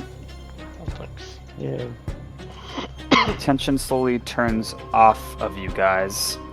There's people saying, they don't have any weird effects that would cause this on them. There was no spell cast at the moment that it went through the floor or whatever happened. Like, blah, blah, blah. It's not like, oh, they're cleared, you're fine, but it's like, okay, we have to consider other possibilities as well. And people are increasingly talking about naming names you don't know, like, oh, is that Magnate, or it's probably that guy. They've been on us for the last few years. Did they know Bates had it last? Like, that kind of thing. Okay. Ready to come back and just be like a Civil War in the city over this one fucking uncommon weapon. All right. So, shall we leave? Yeah. It allows us, yeah. Yeah. All right. Well, it seemed kind of like he was like suggesting that we can go. Like, if you got one Yeah, over, I sure. respect it. Blah blah blah. Yeah. Wade seems fretful. We leave. As reward for the plan, Beagle, I'm going to give my cat some catnip, and we can pretend that it's for Wade. Yeah, thank you. Yay. As you leave, the mob turns towards the window. His clothes and form are subsumed, and light dims as his glowing body blocks out nearby light sources. And he's replaced with something that looks like this. Oh, okay. He pulls himself out through a window, like he's flexible, sinuous, size changing. Like tentacle goes out and like the rest of him sort of squeezes out and pulls himself into the day. Out of sight. Crim stares at that briefly and then looks at the others and says, Knowledge check. Go ahead. we're gonna have to kill that thing later. Like, mentally. Yeah. Turner's even suppressing saying that, but as I'm leaving He's far Cal, from the what detect type thoughts people at this point. of a knowledge check is that? Arcana. Crim's doing that too. What the 25. hell is 25. that? Hang on, I might be able to top that. What's my Arcana score? But Oh wait, Crim's a total have never mind. I don't have expertise in that. No, just 20. Oh, 24. Just die. Get wrecked. This is a creature known as the mob. Really? This is an aberration, something that typically has alien-like, often psychic or psionic powers, and the Xylids and Oclops of Bose's history and the recent war were all aberrations. How did this one come to be here and sort of take over this town, or build it up, or found it? You don't know. What else do you wish to know, though, about the mob? What success level is it? You got the advanced DC. Oh, both of us did? No, just you. Okay. Wow. So I guess I got an Exactly advance advanced. and Crim got an intermediate. So that still gives us a lot to work with. I guess let's go with everything covered under basic knowledge. Can you tell me what that is? Basic tactics. A rough estimate of its AC, high, medium, or low. One particularly noteworthy feature. Okay, very versatile. Tactics greatly dependent. This is a very intelligent, versatile creature. Rough estimate of its AC. Medium. Particularly noteworthy feature. Gosh, Where to begin? Can cover people with pieces of itself to grant lesser properties, kind of like a warlock granting its power to, or a legendary creature granting its power to warlocks. Okay. An understanding of its most dangerous action or feature.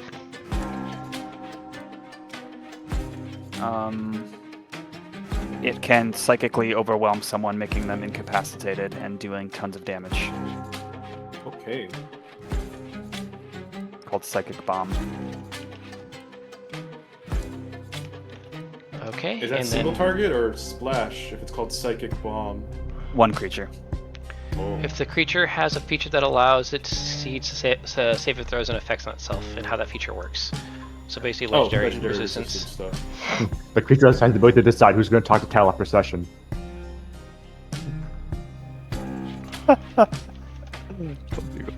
One sec, I need to look.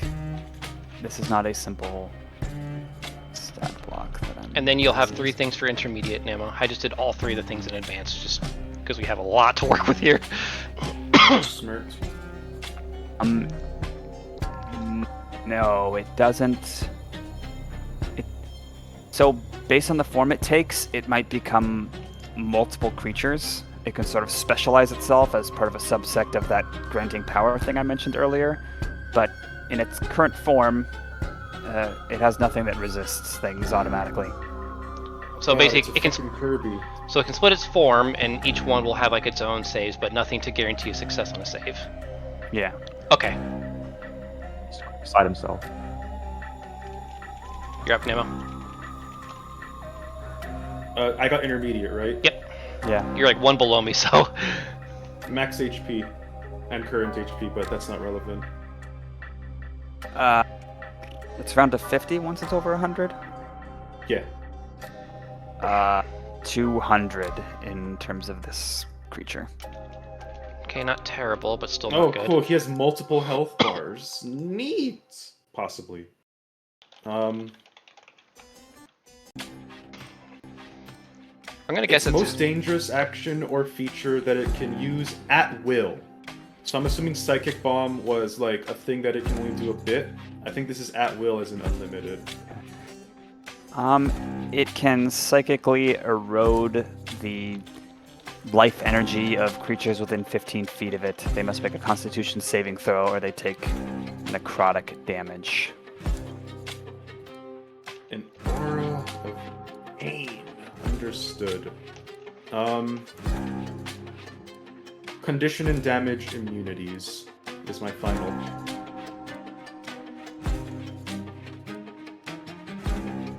Very no charmed.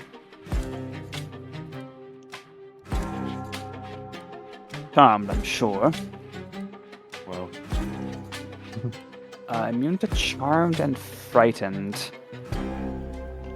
And Blinded, Deafened, Exhaustion, and Prone. can't even be prone. Ugh. Ugh. Yeah, but No damage he immunities. they can be stunned. This is true. All right. Well, that's all. That's my 3. As we leave, Crim is like, "What the hell is going on in this town?" Mentally. Cool. All right. Okay. good thing we have to fight that guy. As cool as it would have We'll been. for We'll later. come back later. When we're 5 levels higher, we'll take them out. It's fine. At that point, you'll have over Right. 200 HP. Well, that was a wonderful way to start my morning. I need a coffee and a cigar. You know, I might join you in that. What happened? Where did the knife go? Let's not speculate on that right now. What's the expression? Never look a gift horse in the mouth. Crim. Hopefully it Oh, God. didn't go to somebody even worse. Crim, should we leave as soon as possible, or? Crim puffs out his chest and reveals his signpost that says, "My name's Crim. I'm on duty. He just kind of glares at you and like telepathically says, "Brim, should we leave?" Let's get out of here. We have our exit strategy, right, Alex? Yeah, we just need to round everyone up. All right, where are we headed to? We gonna try to find Bates? Why bother? I wouldn't even know where to look. From what they were talking about, it seems like Bates isn't even like on their radar. Yeah. And even if Because he Bates has like no abilities, no specialties. They're like someone magical had to have done this, and it's not Bates. and he rented this knife, or sorry, he rented that weapon for a purpose, and Knife. I don't feel particularly sympathetic. Apologies if that makes me an awful judgmental person, but I'm ready to leave. It'd be smart to already skip town. But we do need to find Tina and Hope. Right. All right. I completely forgot about that. Yeah. Don't worry, she's just moping. We'll grab her and then we'll go. We know where she is, hopefully, because we would have kept tabs with her. Okay. I would assume she's still back at the inn. Yeah. Turning to the inn, no, she is not. Neither is all of the extraplanar fire newt metal stuff. Neither is Hope. Kind of like contact them. Please do. You can do it more than I can. Just a little bit. All right. Yeah, we'll just use the spell, but no other choice. We'll give it to the whistle. Tina, the matter with the sickle is resolved. We're at the inn right now. We're ready to leave. Where are you? There's a few heartbeats of pause, and then I seem to have found myself in a restful place for aquatics. There's a nice pool here, above Weserman's Metalworks, not far from the dirty job. Right. Wait, shall we relay that? Well, I hate to disturb her rest, but the sooner we leave, the better. Rest I don't later. want to endanger her. Oh, Doc, check my message in Foundry chat. Okay. Yeah, got it. Should we just like an old Quest NPC when you fast travel? I used the an indicator of like the legend that Talad put on the map. 250 miles is about 32 feet in game. From here to Heather Run is just under 62, so we can make it. Yeah. Yeah, I measured it out last time. Well, good for you, Mister. I'm all prepared and know what I'm doing. Is ready. Thank you all for prepping for this session, by the way. Yep. Okay. You head there? Yep. I don't know, maybe I should go by myself. I don't know if she needs to be overwhelmed by everybody. We'll leave you to Fair it. enough. Just stay in the link. Okay. We'll give you your privacy otherwise. Tina. I had a little secret bet with myself. Are they going to remember about Tina before they leave? Yeah. I didn't. I totally forgot. Wow, I honestly. kind of did Thought you'd too. forget. I feel kind of bad too. I was like, will Doc remember? But he hasn't mentioned her in like 2 sessions.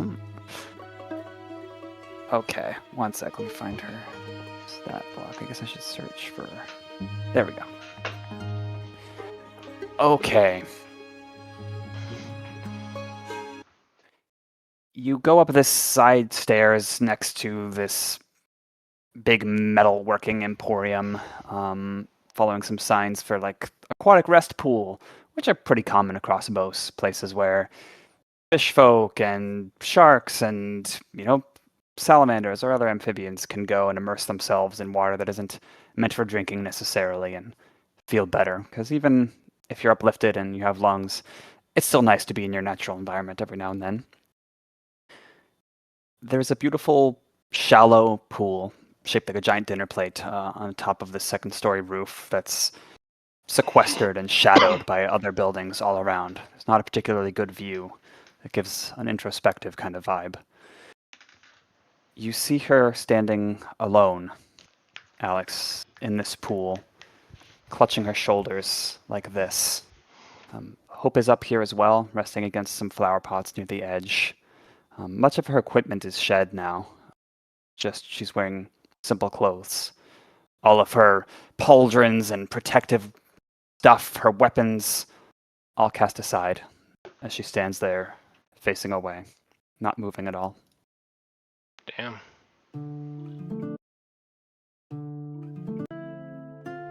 Dang, wish I'd known about this place sooner. Ah. Yes, it's quite nice. It doesn't even taste like ash. Wonder if they've got that filtration system from those crystals or whatever working on this. I don't know. Did you, well, I've sort of lost the plot.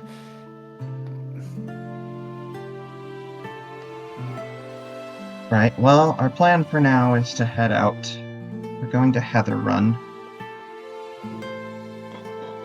I can probably have us there by the end of the day, actually. Why? Why do you go there?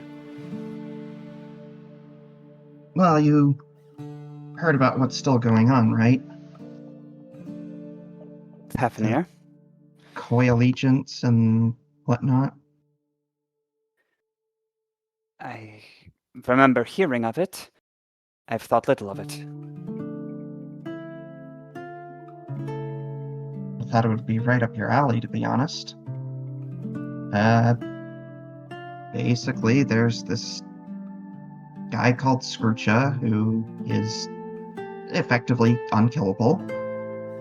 And he and his cronies have taken over Karifi and are trying to expand their reach to probably the entire continent. And you would take that mission of stopping him upon yourself? That's why you go there? Well, that's not just me, it's all of us. See. And I was kind of hoping you. I mean, you kind of seem like you're a little lost now that fire newts are taken care of. Doing these kind of big, grand things, helping people out, it always sort of seemed to be your purpose, what you found meaning in. It cannot be generalized. You said right down my alley. That is an apt description. My alley was a narrow path with one thing at its exit, at its dead end that we have accomplished. You and Crimson asked me, made me promise that I would give thought to what I would do afterward, and it made me quite uncomfortable. But I managed to think that maybe I could be a teacher, so my skill and knowledge is not wasted. But to take this entirely new path with so much less certainty, I do not think I can do that, as you so freely can. Well, this is gonna be a effort that's shared by a whole bunch of people. We need all kinds of people to help out in their own ways, and I'm sure... I mean, you mentioned wanting to be a teacher. There are plenty of things you know that could help a lot of other people. You don't necessarily have to be on the front lines fighting. I think you'd be great at it if that's what you wanted to do, but... Such positivity, such forward-set eyes. How are you able to stand there with No tears on your face, knowing that your life's purpose is completed, and you're still young.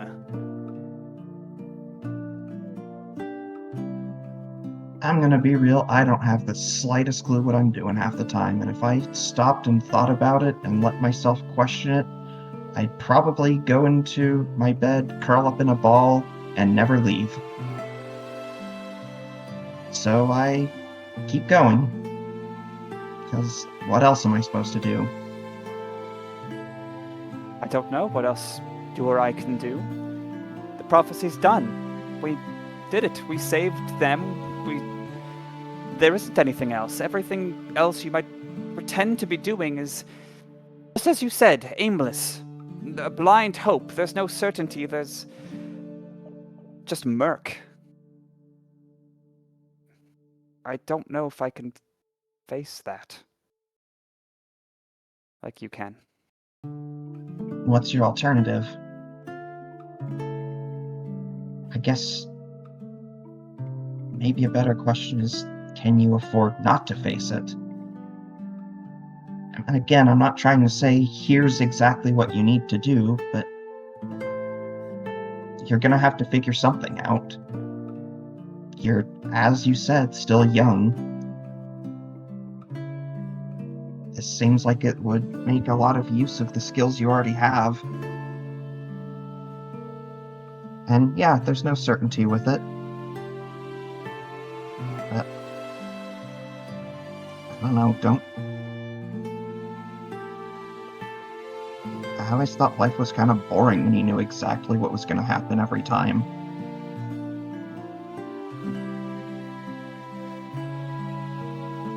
Found joy and meaning in that boredom, as you say. Even though all my skills, everything that I might share and pass down in a teacher role is quite specific, very goal-oriented. I suppose some things might translate to other purposes. How about this? You don't need to commit to anything just yet. Come along with us, get an idea of what's going on. Look for situations where maybe you see something you could do to help.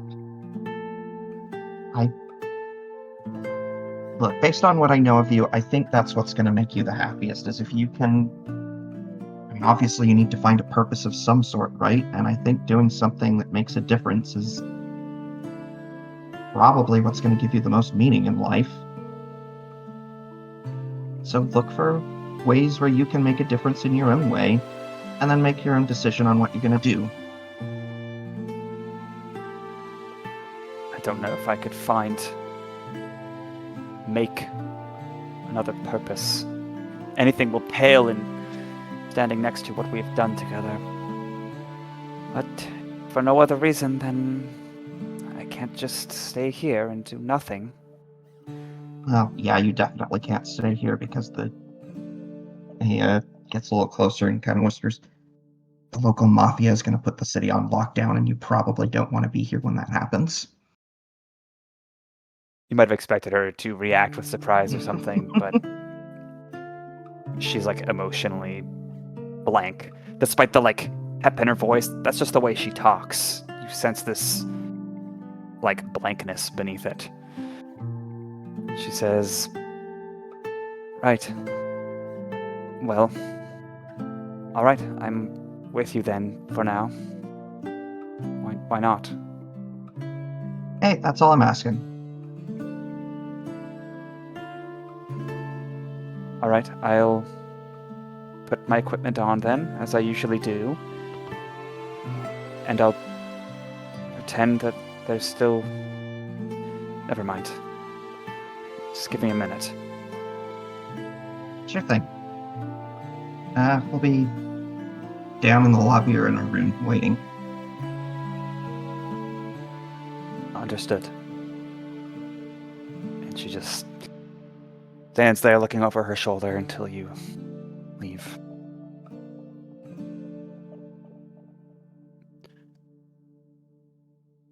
Alright, a few minutes later, she would, unlike most people who dry themselves off, her strategy is the reverse. Stay as wet as possible after emerging so it lasts. and she rejoins you somewhat robotically. Instead of looking around warily, she's just looking straight ahead. Instead of seeming thoughtful, she's seeming thoughtless. But she's with you. Crim squints at that, and then tilts his head, and then riffles around his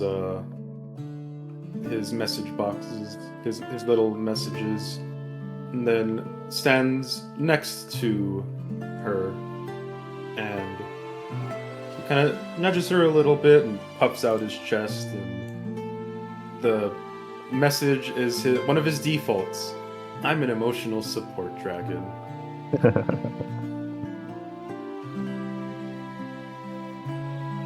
I didn't really know what to do, everyone, so I made myself busy offloading the gear. I don't want the gold I made from it. 25,500. Maybe I'll take 50 for myself, but I'm quite self-sufficient. And she drops like shing, some money bags at y'all's feet. Well, I hope you'll be happy to know that this would have been really come in handy if we did what we intended to do, but everything worked out. This way, to be honest. Yeah. I don't regret our choice. That's much appreciated. You're all right to travel? But I think Never that's... better. Well, that's fortunate because it's mandatory. Alex, the sooner we leave, how long do you estimate this will take us? It's probably going to take us most of the day, but I'll just need a minute to get the spell cast. Okay, I'll contact Ayla to let her know we're on our way. Wade, could you please, contact either Dynamo or Piper, tell them that we should be in Kara in the next few days to just stay in town, or stay in Murbarak. I'm up for that. Do they even know we're alive at this point? Well, yeah, we contacted them yesterday. Right, the dream. All right, makes sense. Yeah. All right. Hope we get a good rest there. Maybe we'll begrudgingly cast another sending and then relay the message. Okay, you get like a loud and clear. Great. We'll hang out and try not to get involved in the faction war, they say ominously. Mm-hmm. Should we head out? Should we head out then? One moment. Turner pings Vela, realizing she's probably going to be woken up this time instead of going to her dreams, but she'll get over it. He just says, on our way to Heatherine, we should be there by nightfall. Have some tea ready, please. She was always a heavy sleeper, and you recognize, yeah, she was just woken up. But, okay, this exam isn't for another couple days. Yes, I'll get the biscuit. She may or may not be ready for us. I might have to make the tea myself. You know, you think with all the blood rushing to her head when she sleeps that she'd be a bit more cognitive, but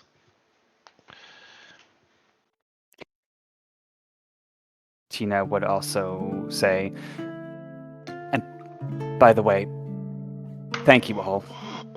I'm honestly amazed that we did what it was said we would do, Alex and I. But honestly, she says, looking at Alex, I don't know if we could have done it without the rest of you. So, thank you. Well, we did. Well, it was a service to the entire continent. So, thank your people for seeing it. Prophecy cannot see everything, after all. I wonder if Crim smiles hard enough he actually does glow. You're beaming, really? Turn it off. Okay. Man, there's a song from FF10 that'll be perfect for this moment, but Square Enix would murder me in the night. Damn. Damn you, Squeenix. Maybe we Is can it, post it later. is it those who Yeah. fight? Or no, that's 7. Shit. Does Doc, do you wanna describe how this spell Oh, yeah. works? Yeah, I was gonna try to Turn opens a window. find somewhere that isn't Our rooms. kind of away from prying eyes. Okay. Well, we can just stay in our room and open the window. We actually totally could. Mm-hmm. So I'm gonna have everybody gather around, and he's gonna pull out that bottle of holy water and pop the top off and start incanting the spell. And as he does, like, vapor starts coming out of the vial and surrounding everybody. And everybody starts feeling almost weightless. And as the spell completes, everybody turns into a cloud. Clouds? Oh god. I feel bloated. I don't think you can talk. Is that correct? Although you still have the telepathy, don't you? I imagine Yeah. we'd maybe rehash that hour. right before. It's not clear. It doesn't say you can't talk. Okay, I guess you can still talk. Alright, all we gotta do is head towards Heather Run as fast as you can go. Okay. Oh, this is a new kind of flying. I wish I was this way. So in real life. currently we have a flying speed of 300 feet, Okay. and the only actions we can take are either the dash action or a magic action to return to your normal form, which does not actually end the spell on you. You can then spend another minute to go back into cloud form. Interesting. Alright, Grim leaves. Okay. Whoosh, the window wavers a little bit in your passage and then gets rattled more as everyone follows. And you, for those of you who are not commonly flyers, you would feel a great liberty flying into this, and even as you pass through that bubble of protection or whatever is going on, the ash goes around you, through you, but it doesn't bother you. You feel pure and light, and it's like you've got Tinkerbell's fairy dust on you. What the heck is Tinkerbell? Perhaps this is what it's like to die. Oh, trust me, it's not. I feel great. I don't know about the rest of you.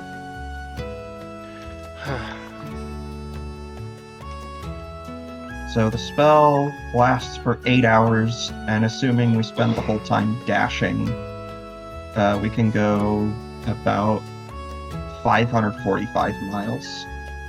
Which is a little over what we really need. So, we should be able to make it there.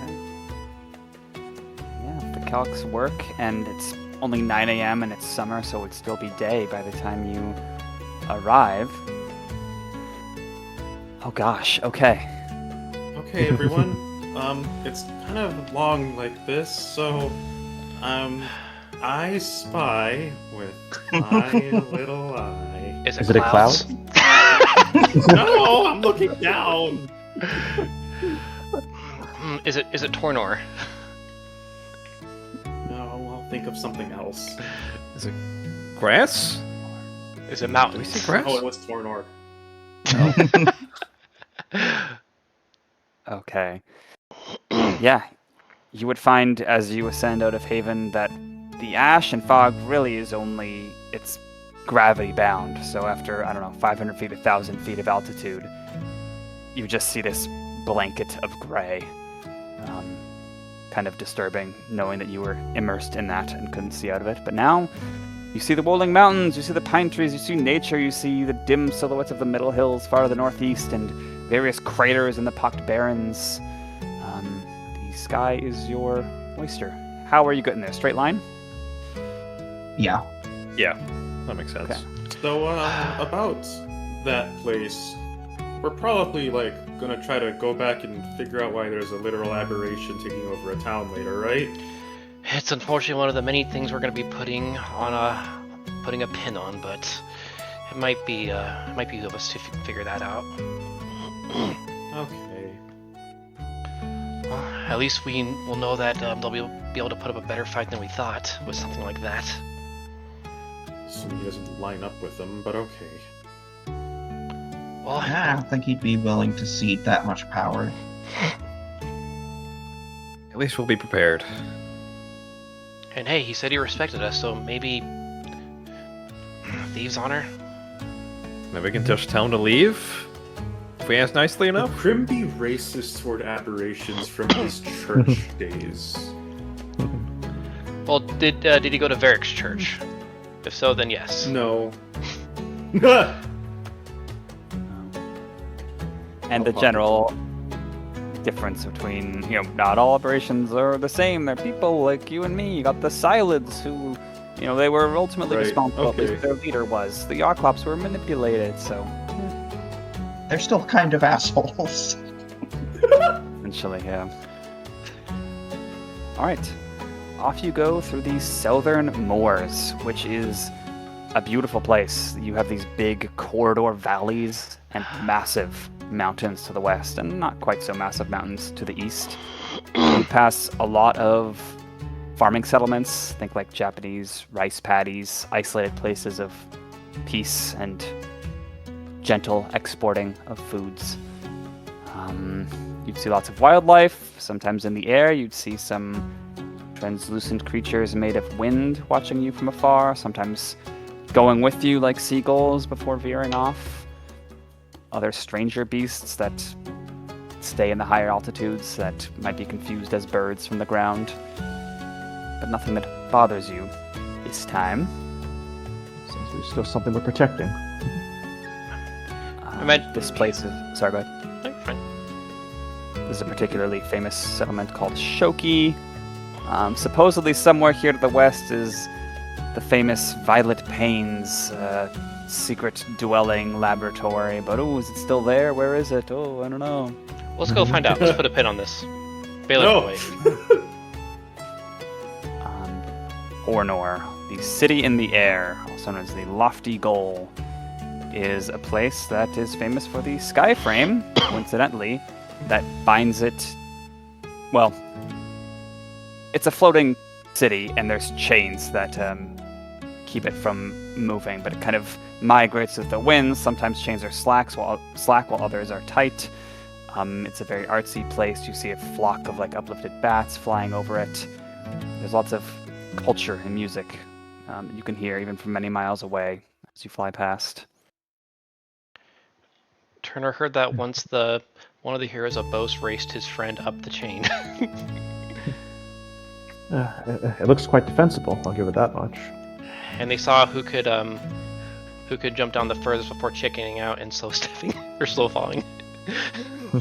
Any chance we could get an airship from there? God damn it. I think it's possible. I mean, 50 years have passed since last time someone tried. I wonder how strong those chains are. If we just fucking dab on him by getting in this campaign. No. For context, MJ in the previous campaign, he really wanted an airship, but we ended up not getting an airship. Damn. Oh. But yeah, there's so much to see, and you just are going so fast. And in enough time, you finally... There's no there's a battle happening over there. Oh gosh, it's a war-torn landscape. Things look quite chill from above. Until you reach Nether Run. Give me a minute. I love it. We spend more of our days like this. I just imagine they're probably not getting a long gonna. rest. They're probably not gonna reform right in the middle of town, just because they probably wouldn't want to cause a big scene or whatever. So I'll just say as they do land and reform somewhere. Turner would just say that it's a shame that we had to come straight here because the opportunity that power gives you. So many places we could have. when they're kind of like passing. Oh, good. First, sorry. Maybe, but when we got a bunch of stuff that are waiting for us after missing a whole month, I feel like we kind of lost that time for now. Maybe later. What a shame. Well, most of the time that we have, with a few sanctuaries still left in this conflict. Hey Tal, where on the map was the Devron University? Was it like somewhere in the mountains or? Archaeology one? Yeah. It's here. Okay, then Turner probably wouldn't have been able to see it past the mountain then. Never mind. Yeah, you've probably been here too, the Towering Metal Institute for away games. Okay, one moment. Roll by amongst yourselves. That's what I was Okay, doing. we're close to Heather Run. I spy with my. By the way, he has been doing this for a long time. Well, only for an hour. Oh, Because then they would have run No, out. because they can still talk. Oh, can they? So, yeah. Yeah. There's nothing in the rules that says you can't. Okay. The question So is how. if the telepathy makes it hard to hear over the wind, the Crim will start like drifting toward the others. They'll notice you can tell who Crim is because he's the one who keeps bobbing and weaving while flying. I imagine Cashmere's like the one who occasionally will just juke ahead of them or just kind of wander off and then come back. Yeah, that was Yeah. He's just like distracted by something. Oh, what's over there? I don't know what other games I can play other than I Spy. I'm a cloud. Wait, how do you have a secret right now? Questions. Man, now suddenly I'm thinking of all the games I used to play in car trips with my family. Mm-hmm. One of them was the alphabet game where you have to look outside and pass by something that starts with the letter A, then the letter B, and you always get stumped on like letters J, of course, X, Q. I don't think I ever do it played that this. way. We didn't do it that way. We did. You just had to physically see the letter. That's easy mode. Oh. I think with the last generation to have done that, it's gone the way of the snow day. Because of phones. Yeah. Well, I mean, when you're driving, you and you're keeping when you're keeping the driver company, like True enough. But what are we doing? Cashmere will, like, just out of the blue, at like basically as Crim is starting to ask, like, do the game. He's like, he cuts in like immediately, like, I have a question. Huh? So we're pretty high up. Before this, Well, we just were. well, yeah, but before this question for the flyers in our party, how high have you gone before? What's the highest you've gone? Oh. Not quite that high. When I got good at flying, I tried to fly up to the clouds because it was where I saw the dragon in my dreams. Kind of awkward to think about that now, but well, I didn't quite get that high. My wings weren't strong enough for it, and the air started to feel kind of thin. But maybe I could try that one day again. I'll make sure that Wade is on standby with his feather fall. Yep. And Alex, how deep have you gone before? Under the water, I mean. Not that deep. Didn't spend a whole lot of time around the ocean. I always preferred fresh water to salt, so not much of a diver Makes in that sense. regard. And Wade? I've gone a bit high with that levitation spell I was able to do now, but nothing approaching this. To be honest, I'm tempted to just let myself fall for a bit, feel the wind rushing against my fur. They call the void. Yeah, don't do that. I think, from what Alex told us, it takes a whole minute to go back to Cloud. Oh, I think Good. we'll be cushioned if the spell wears off while we're in cloud form. So Yes. probably shouldn't need to worry about that. So it takes an action to undo and then a minute to get it back, right? Yes. Yeah. Oh, interesting. Alright. Well, I don't think I'm ever gonna get the chance for this again, so why not? Ah. Are you fault? What? Wait, what are you doing? Okay, Wade is we'll going to do a prepare. separate Wade is going to ready action the levitate spell on himself. Can you ready action while cloud? I don't think you can ready action while cloud. I think while No, falling. You cannot. Yeah. You can't take the ready action. Well, However, if you're more than 500 feet up, you will have a turn. Yeah, that's what he's gonna. He's gonna like turn back into a cat and then ready action. I'm just. Wade, I'm just be gonna. careful. I'm just going to descend a bit just to keep an eye. Or Yeah. or whatever it is that we have right now. Good idea. I'm gonna keep a Hey. cloud. Hey, wait, if you start falling too much, I'll fall after you. Don't worry. oh, fantastic! Your dash won't break my fall. Yeah. Well, Wade's eyes just go like, well, if he had eyes, you'd think they'd be a bit vacant as he just looks down and then, just in a flash of a second, he's a cat falling. It is very cold. Close. It's like when Toothless is falling in How to Train Your Dragon. He's just upside down, just kind of like taking it all in. And until when time comes, he'll cast Levitate on himself, and then awkwardly float back up to reform into a cloud. Do you feel better? Yeah, exhilarating. Heard one of the Song of Oaths used to do this, or something like this. You know, there are some birds that do that as a mating dance. I don't know. I don't think I have the heart for it. Well, from what I know about the jackal, he was a bit of a daredevil, but he kind of looks over to Cash's cloud. I'm glad he didn't follow in his footsteps too much. I prefer city building tops and stuff. I don't like falling that much. I like jumping, obviously. I don't like falling. It does. Actually, I'm gonna make one change to it. Actually, oh god, this is gonna be too good. Wade lets himself fall, and then he uses his time power to start back from the beginning and fall again. don't abuse the time powers. It's too late. He's done it. How about instead of like undoing, you're just like, wait, hey guys, watch this one now. That's probably the fastest you can move without teleportation is to be in free fall and then rewind at lightning speed. So Yeah. Terminal velocity. Yeah. Okay. It'd be so cool if you could skydive and just make yourself go back to the top again. You know, Wade, some people go to therapy. Not I. We don't have time for that. Right. The loading ... becomes press A to continue. Do you press A? Yeah. Yes. Press A. Press A. Okay. Press You A. pressed A. God damn it, Snap. You see coming into view a great void. No, that's sparkling light. Yeah, okay, that's Lake Limney. It's beautiful. And for whatever reason, there's waves, even though it's a lake. Pretty big waves, too. Like you might expect at a rough shore and storm.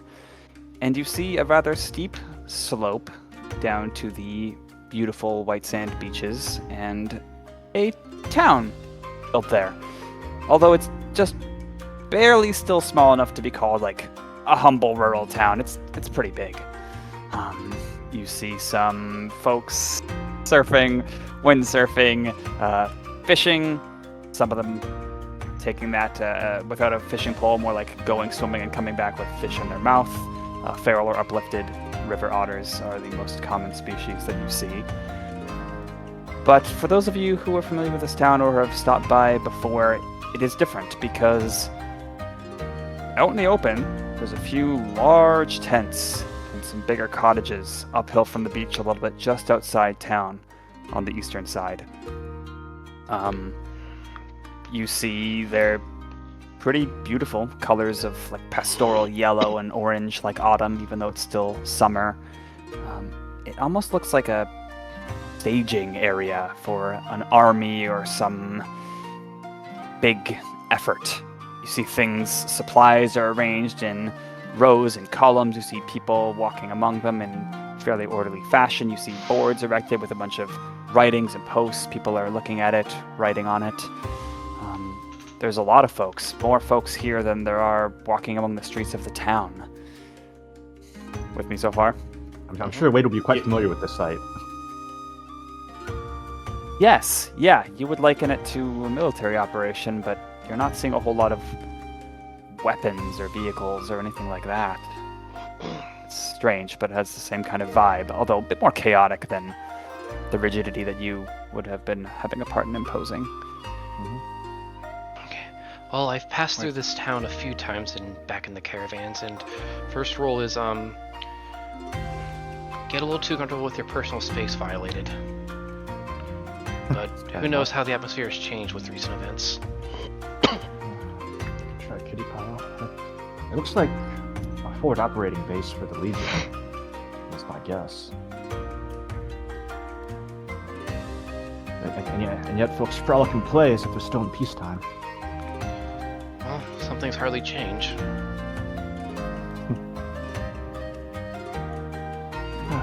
Let's just remember why we're here. Yeah, I suppose we should... What time of day is it? Nearing dusk. Okay, she'll probably be waking up at this time. Does the party feel like exhausted after the flight, or does like the cloud just kind of... Do they really not feel the fatigue from it? I think your bodies would feel perfectly non-taxed. You're probably just bored out of your mind, I guess. Yeah. Okay. But Crim's games would have saved them. If you cast it one spell slot lower, it's like you're flying in a Spirit Airlines flight for 4 hours. In the headache condition. Wade has like a decanter of coffee, right? No, you're thinking of Mickey. Okay, never mind. Well, actually, no, I'm getting mixed up with the other campaign I'm in. Never mind then. Okay. What? Land among if I had a nickel for every time there was a decanter of coffee. I'd have 2 nickels Land at among least. the shrubs. Probably no eyes following you. You're just little wispy clouds, easy to miss. Able to reform, and where do you wish to go? Imagine Turner would want to head towards the tents to see if he can find Vela somewhere in there. By the way, Wade, I think you mentioned this a while back. Can you make a lead box for me? Thank you. I would need some time to prepare the spell, if I could, or just buy one. Actually, before actually doing all this, actually first things first, Crim, where is it? You'll have to wait until I get some rest to get it back. I'm sorry. Are we going Where's to what? want to touch it? Wait, I'll wash it.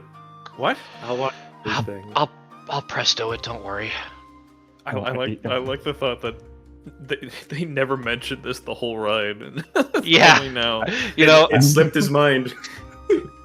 I've heard of sword swallowers, but how do you swallow a sickle? I ate the whole you've seen bag. him do it before. How do you do that, Crim? I've eaten people! He says a little too loudly. Okay, Eating well, a bag is not the same. let's see if we can find Vela. Yes. It's like that smiling friends bit where he's like, I love kids! But instead it's, I've eaten people. And you begin to walk, feeling perhaps like gods that have descended to the plane to speak like the people that live there, back in your normal bodies.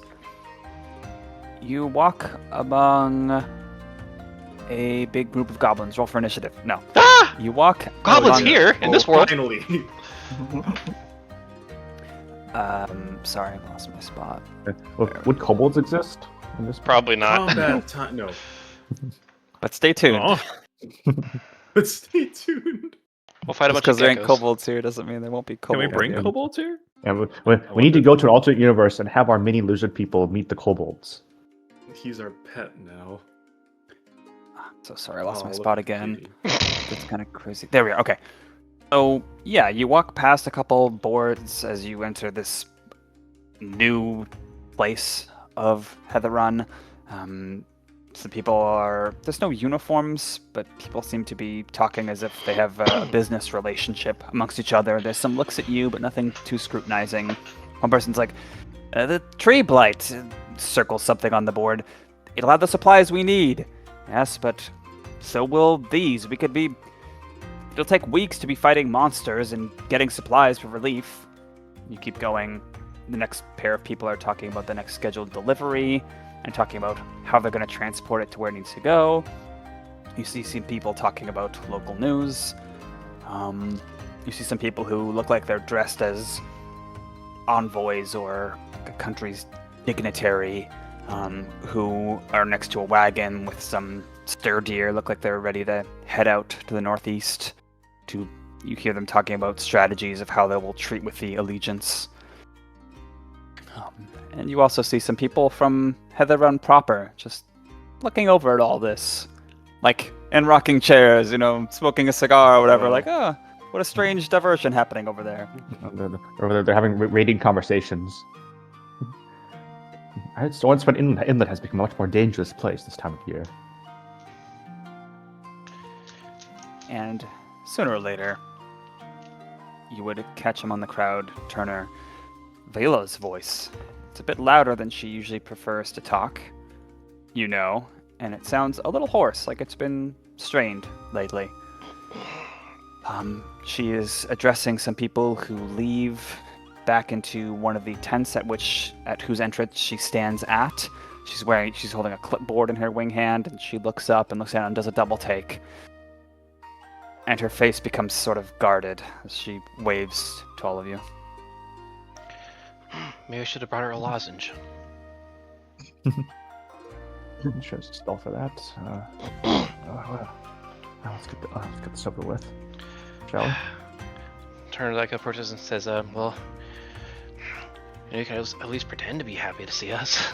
There's just a little bit of strained humor there, but... I am happy to see you, but your presence and what it will bring... Forget that. And she tries to give you a hug, Turner. He'll reciprocate. Hug accepted. Hug accepted. And she waves to the rest of you, her eyes lingering on Crim, especially for a moment. Welcome, properly. Guess our efforts to keep a low profile haven't worked very well, have they? Shall we find somewhere with a bit of privacy? Yes. A fine idea. Come to my quarters. And she leads you into the relative dimness of the big tent, in which there are a bunch of supplies. Food, repairing tools, weird parts of monsters, components for spells. Many of them are being bundled, packaged with twine and fabric. And remind me, Vela's the one who was like, be careful of Crim. He's kind of fiendish, right? Yeah, she's the one who detected that on him. Understood. Okay, I was making sure I had the right name in mind. She's a bat. Yeah, Crim would have waved nervously, like, hi. Alex is gonna take a couple glances to see how Tina's doing. Oh. Tina... She has the vibe of a 6-year-old who's being dragged through a Home Depot by her parents. Not very interested, but she's here. That's probably grown up, is again not having to be dragged everywhere. It's okay. We'll go get McDonald's after. Just yeah. You lots seem well established. It's like an occupation in this town. Wow. If I didn't know it better, I think you were cold directing the team. And you say that as she finishes directing someone who nods and gives a half-joking salute to her. And she just gives a curt nod, leads you to a little partition, and she pulls it aside, and there's a beam where a bat might hang to sleep. That looks like it's being used. Some personal effects, not very much. And some books, of course. It wouldn't be without books. So about those biscuits. Yes. I was half asleep, Turner. Well, welcome, and thank you for coming. Why are you here?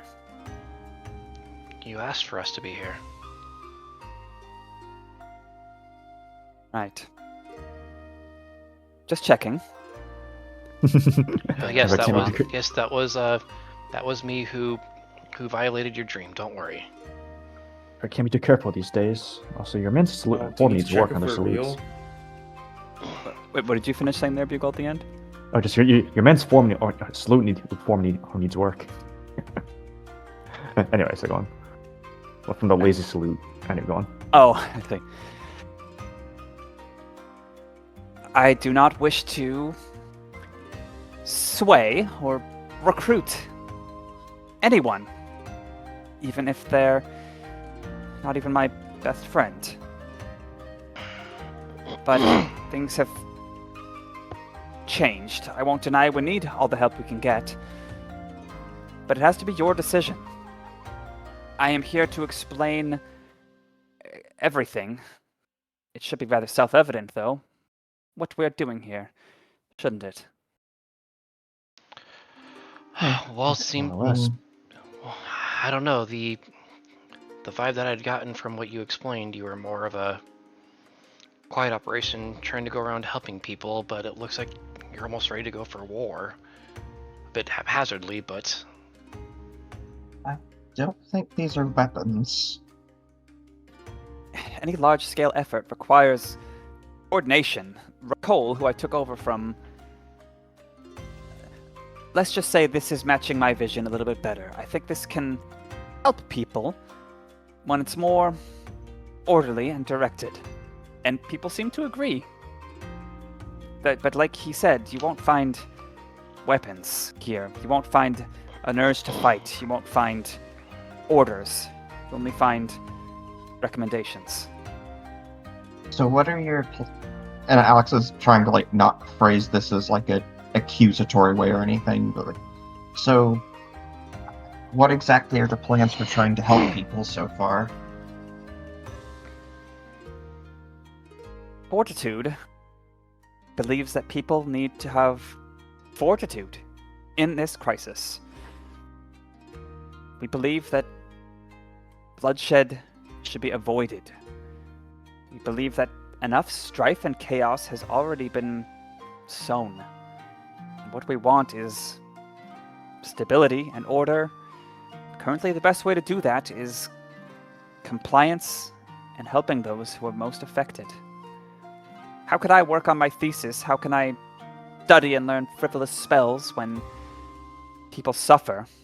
Besides, I wouldn't have the opportunity to continue as I was once things reached the university, me and my other friends decided. What's happening there?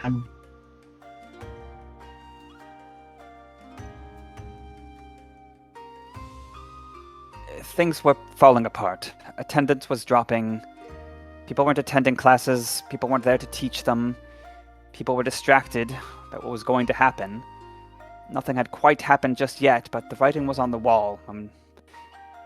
I left. I had some debates with some other people, and we determined that there's no point in staying in school. So they weren't taken over? They just... No. Cowards. It's an enlightened philosophy you have. Oh, go on. I wasn't at any point questioning the need to do something. I mean, what specifically is this organization doing to help? Humanitarian efforts. Giving supplies where supply chains were broken. Helping those who were literally dying or going to die for a variety of reasons. Retrieving supplies from monsters or dangerous hands. Bringing them to people who need them, protecting them. Setting up new means of trade and getting from place to place where people won't be harassed. We are here to alleviate. But also, separately to all of that, we are here to spread word of our cause, convince people, make pacifism a word in people's mouths, that they might spread it as well. And the more it spreads, the more there will no longer be need to give relief. And our job will be done. Things can go back to, hopefully, almost how they were.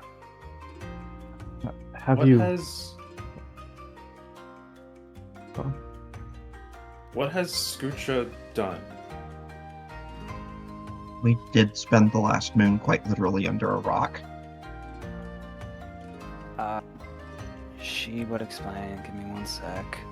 I would say a lot of what you guys have already heard with a few more updates because you have gone north. Factions, core allegiance. Yeah, like basically a lot of the same thing, like setting up surveillance, suspending big meetings, like control, establishing, okay, I need to be informed of what's happening where, things need to be cleared by the allegiance. But one new thing you would hear is that he has moved the base of operations to Braj for some reason. Karifi is not the seat of Koi Allegiance power. But the new medley takes orders from Braj and the Koi Allegiance, and the new medley is what governs Karifi. Cashmere would, Cashmere would ask, isn't that where he grew up? Do you remember that? Braj is it's east of Ipsar. It's north of Crim's old home. Vela would say, I don't know. Oh. Cashmere would, though. Does he remember? Yes. Yes. Okay, yeah. Oh, So he went home, huh? Oh, so him. Some sentimentalities left. Makes sense. Sorry, I misunderstood. But I meant more for places that are under his rule. Are people okay? Are they under oppression? It seems like they kind of are.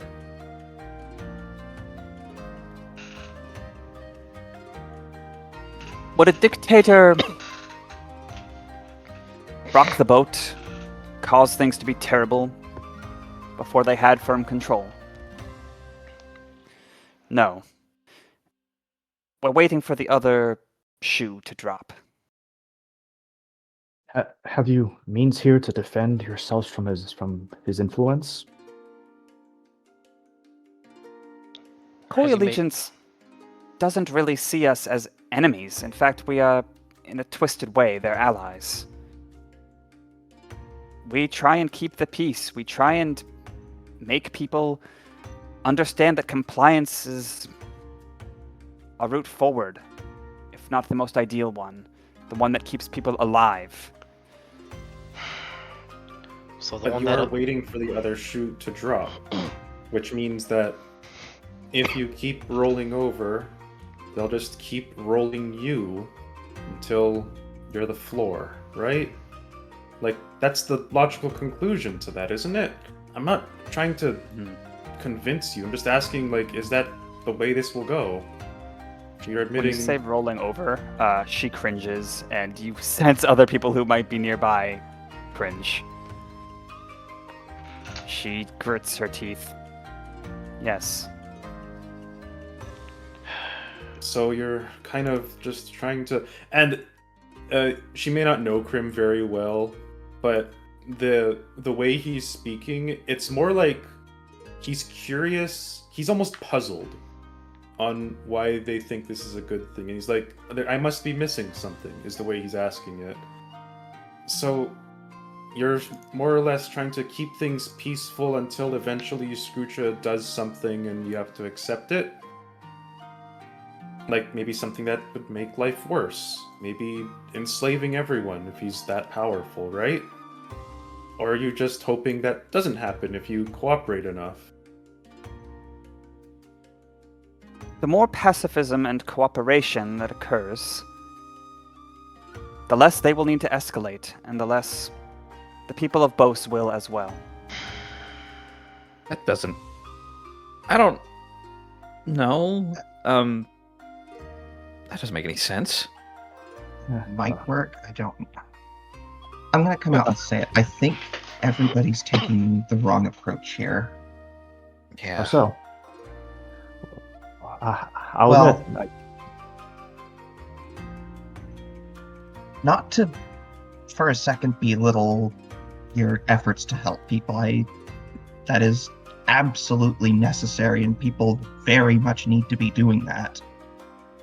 I guess I'm just not really sure why we have these two factions that hate each other so much or can't seem to get along. It seems like rather than trying to be at each other's throats, the best strategy is to do a two-pronged approach. You help the common people stay supported, stay alive, have a support network, while the mules work on trying to enact change. Everybody does what their specialty is.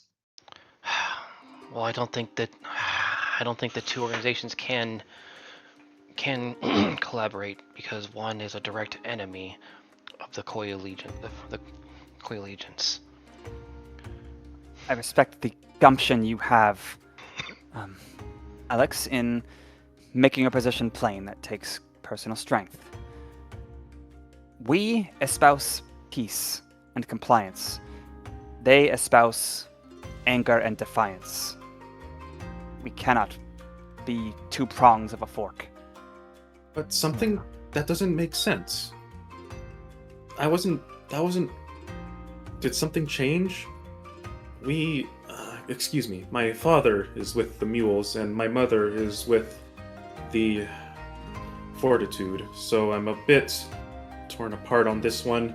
So please understand that I kind of have a stake in both. When I ask, I thought that prior, Crim glances around, Fortitude was more about quiet sabotage. Malicious compliance. Who is your mother, Crim? I like to think I've met most people who've come to do what they can. Oh, well, you probably wouldn't have spotted her because she's still a bird and I'm not.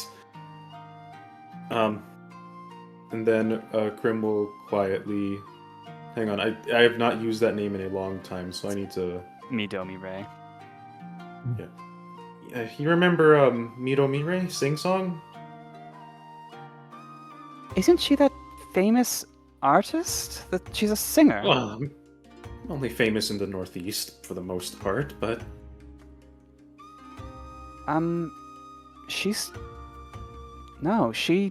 and her posse lead in concert. They're not part of Fortitude. Huh? You must have been confused. Or things have changed. My father...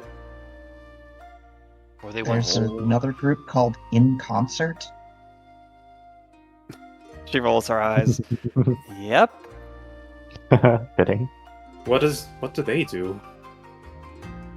The sort of tactics you alluded to a moment ago. Oh. Well, I guess that explains a few things, but... Well... Will the people here be okay if Skucha just starts making commands for you to start killing people? Will you comply with that? What happens when pacifism reaches your orders to kill? I'll provide weapons, supplies.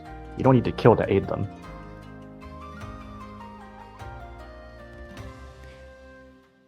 Being an instrument of death is something none of us will comply with. I don't think Koi Allegiance would ask that of us because they know that we help keep the peace and make their job easier. Indirectly, then, you're helping them kill more people. Let's not try to turn this into guilt tripping. It's Well, appeasement. that's not guilt tripping. It's appeasement. It's just Simple as logic. that. I ask you, That's true. what is the fastest way to make this strife end and stop the killing? Decapitation. Killing Scroocha. Yeah, probably. More or less. She looks flabbergasted, like, what?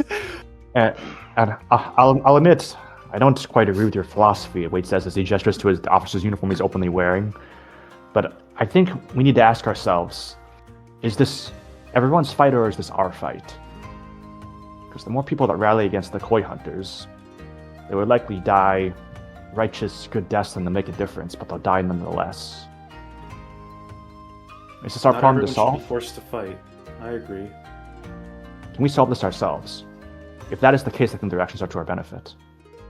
We don't need to start a war or anything. We just need to cut out the core of the issue. That's all.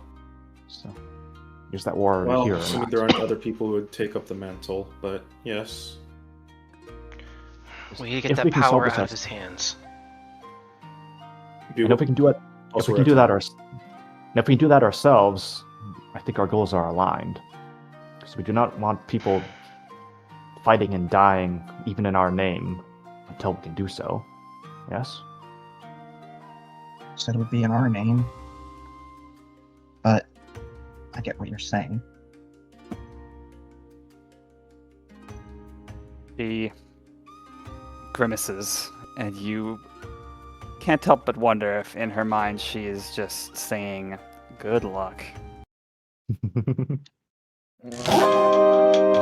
Before you loud. close, let me type some notes for myself because Crim's gonna have to ask a question. God, I don't know why that was like suddenly the volume on that was like almost maxed when you changed the video. I think this does speak to the question of how do we want to defeat the Koi Legion. By the way, the Koi Hunters are the people who are like going after people and trying to take their powers. The Koi Allegiance is this unified thing that Clamond had talked about. And their relationship, I guess you don't know yet. Damn. I didn't know Vale would become a coward. We have three factions. Well, we have three factions that aren't the direct antagonists now. In concert. This is like the French resistance, like turning on each other. Yeah. Or if you count Garl and Co. Aren't they Well, just I mean, kind of they're like kind doing of their own the thing? I'm getting involved in it. They're running away. That's an option. I guess it kind of counts. It's just They'll like come back with the cave story, legendary- the runaway option. They'll return after finding the legendary laser beam of Scrooge killing. Alright, I'll take a long it'd rest. be like What, Boogle? Next day, I think let's cast the restoration on Wade after reading the letter. Yeah, yeah. I imagine it'll be in Oh, Alex does have it. Yeah, that's right. Okay. But Yeah, I just realized I don't need to keep preparing it because Turner has it all the time. Yeah, I always have it active. It's just a matter of do I have the spell slot. Yeah. It does have to be 5th level or higher. Don't do that. Yeah, and I don't think your note specified that. Sorry. Blah. Yeah. But all right. Well, thank our new viewer for joining us. We will be back next week Well. at the same time, and hope y'all have a fantastic this week. Have a fantastic Bye. week, everyone. Yes. Goodbye. Bye.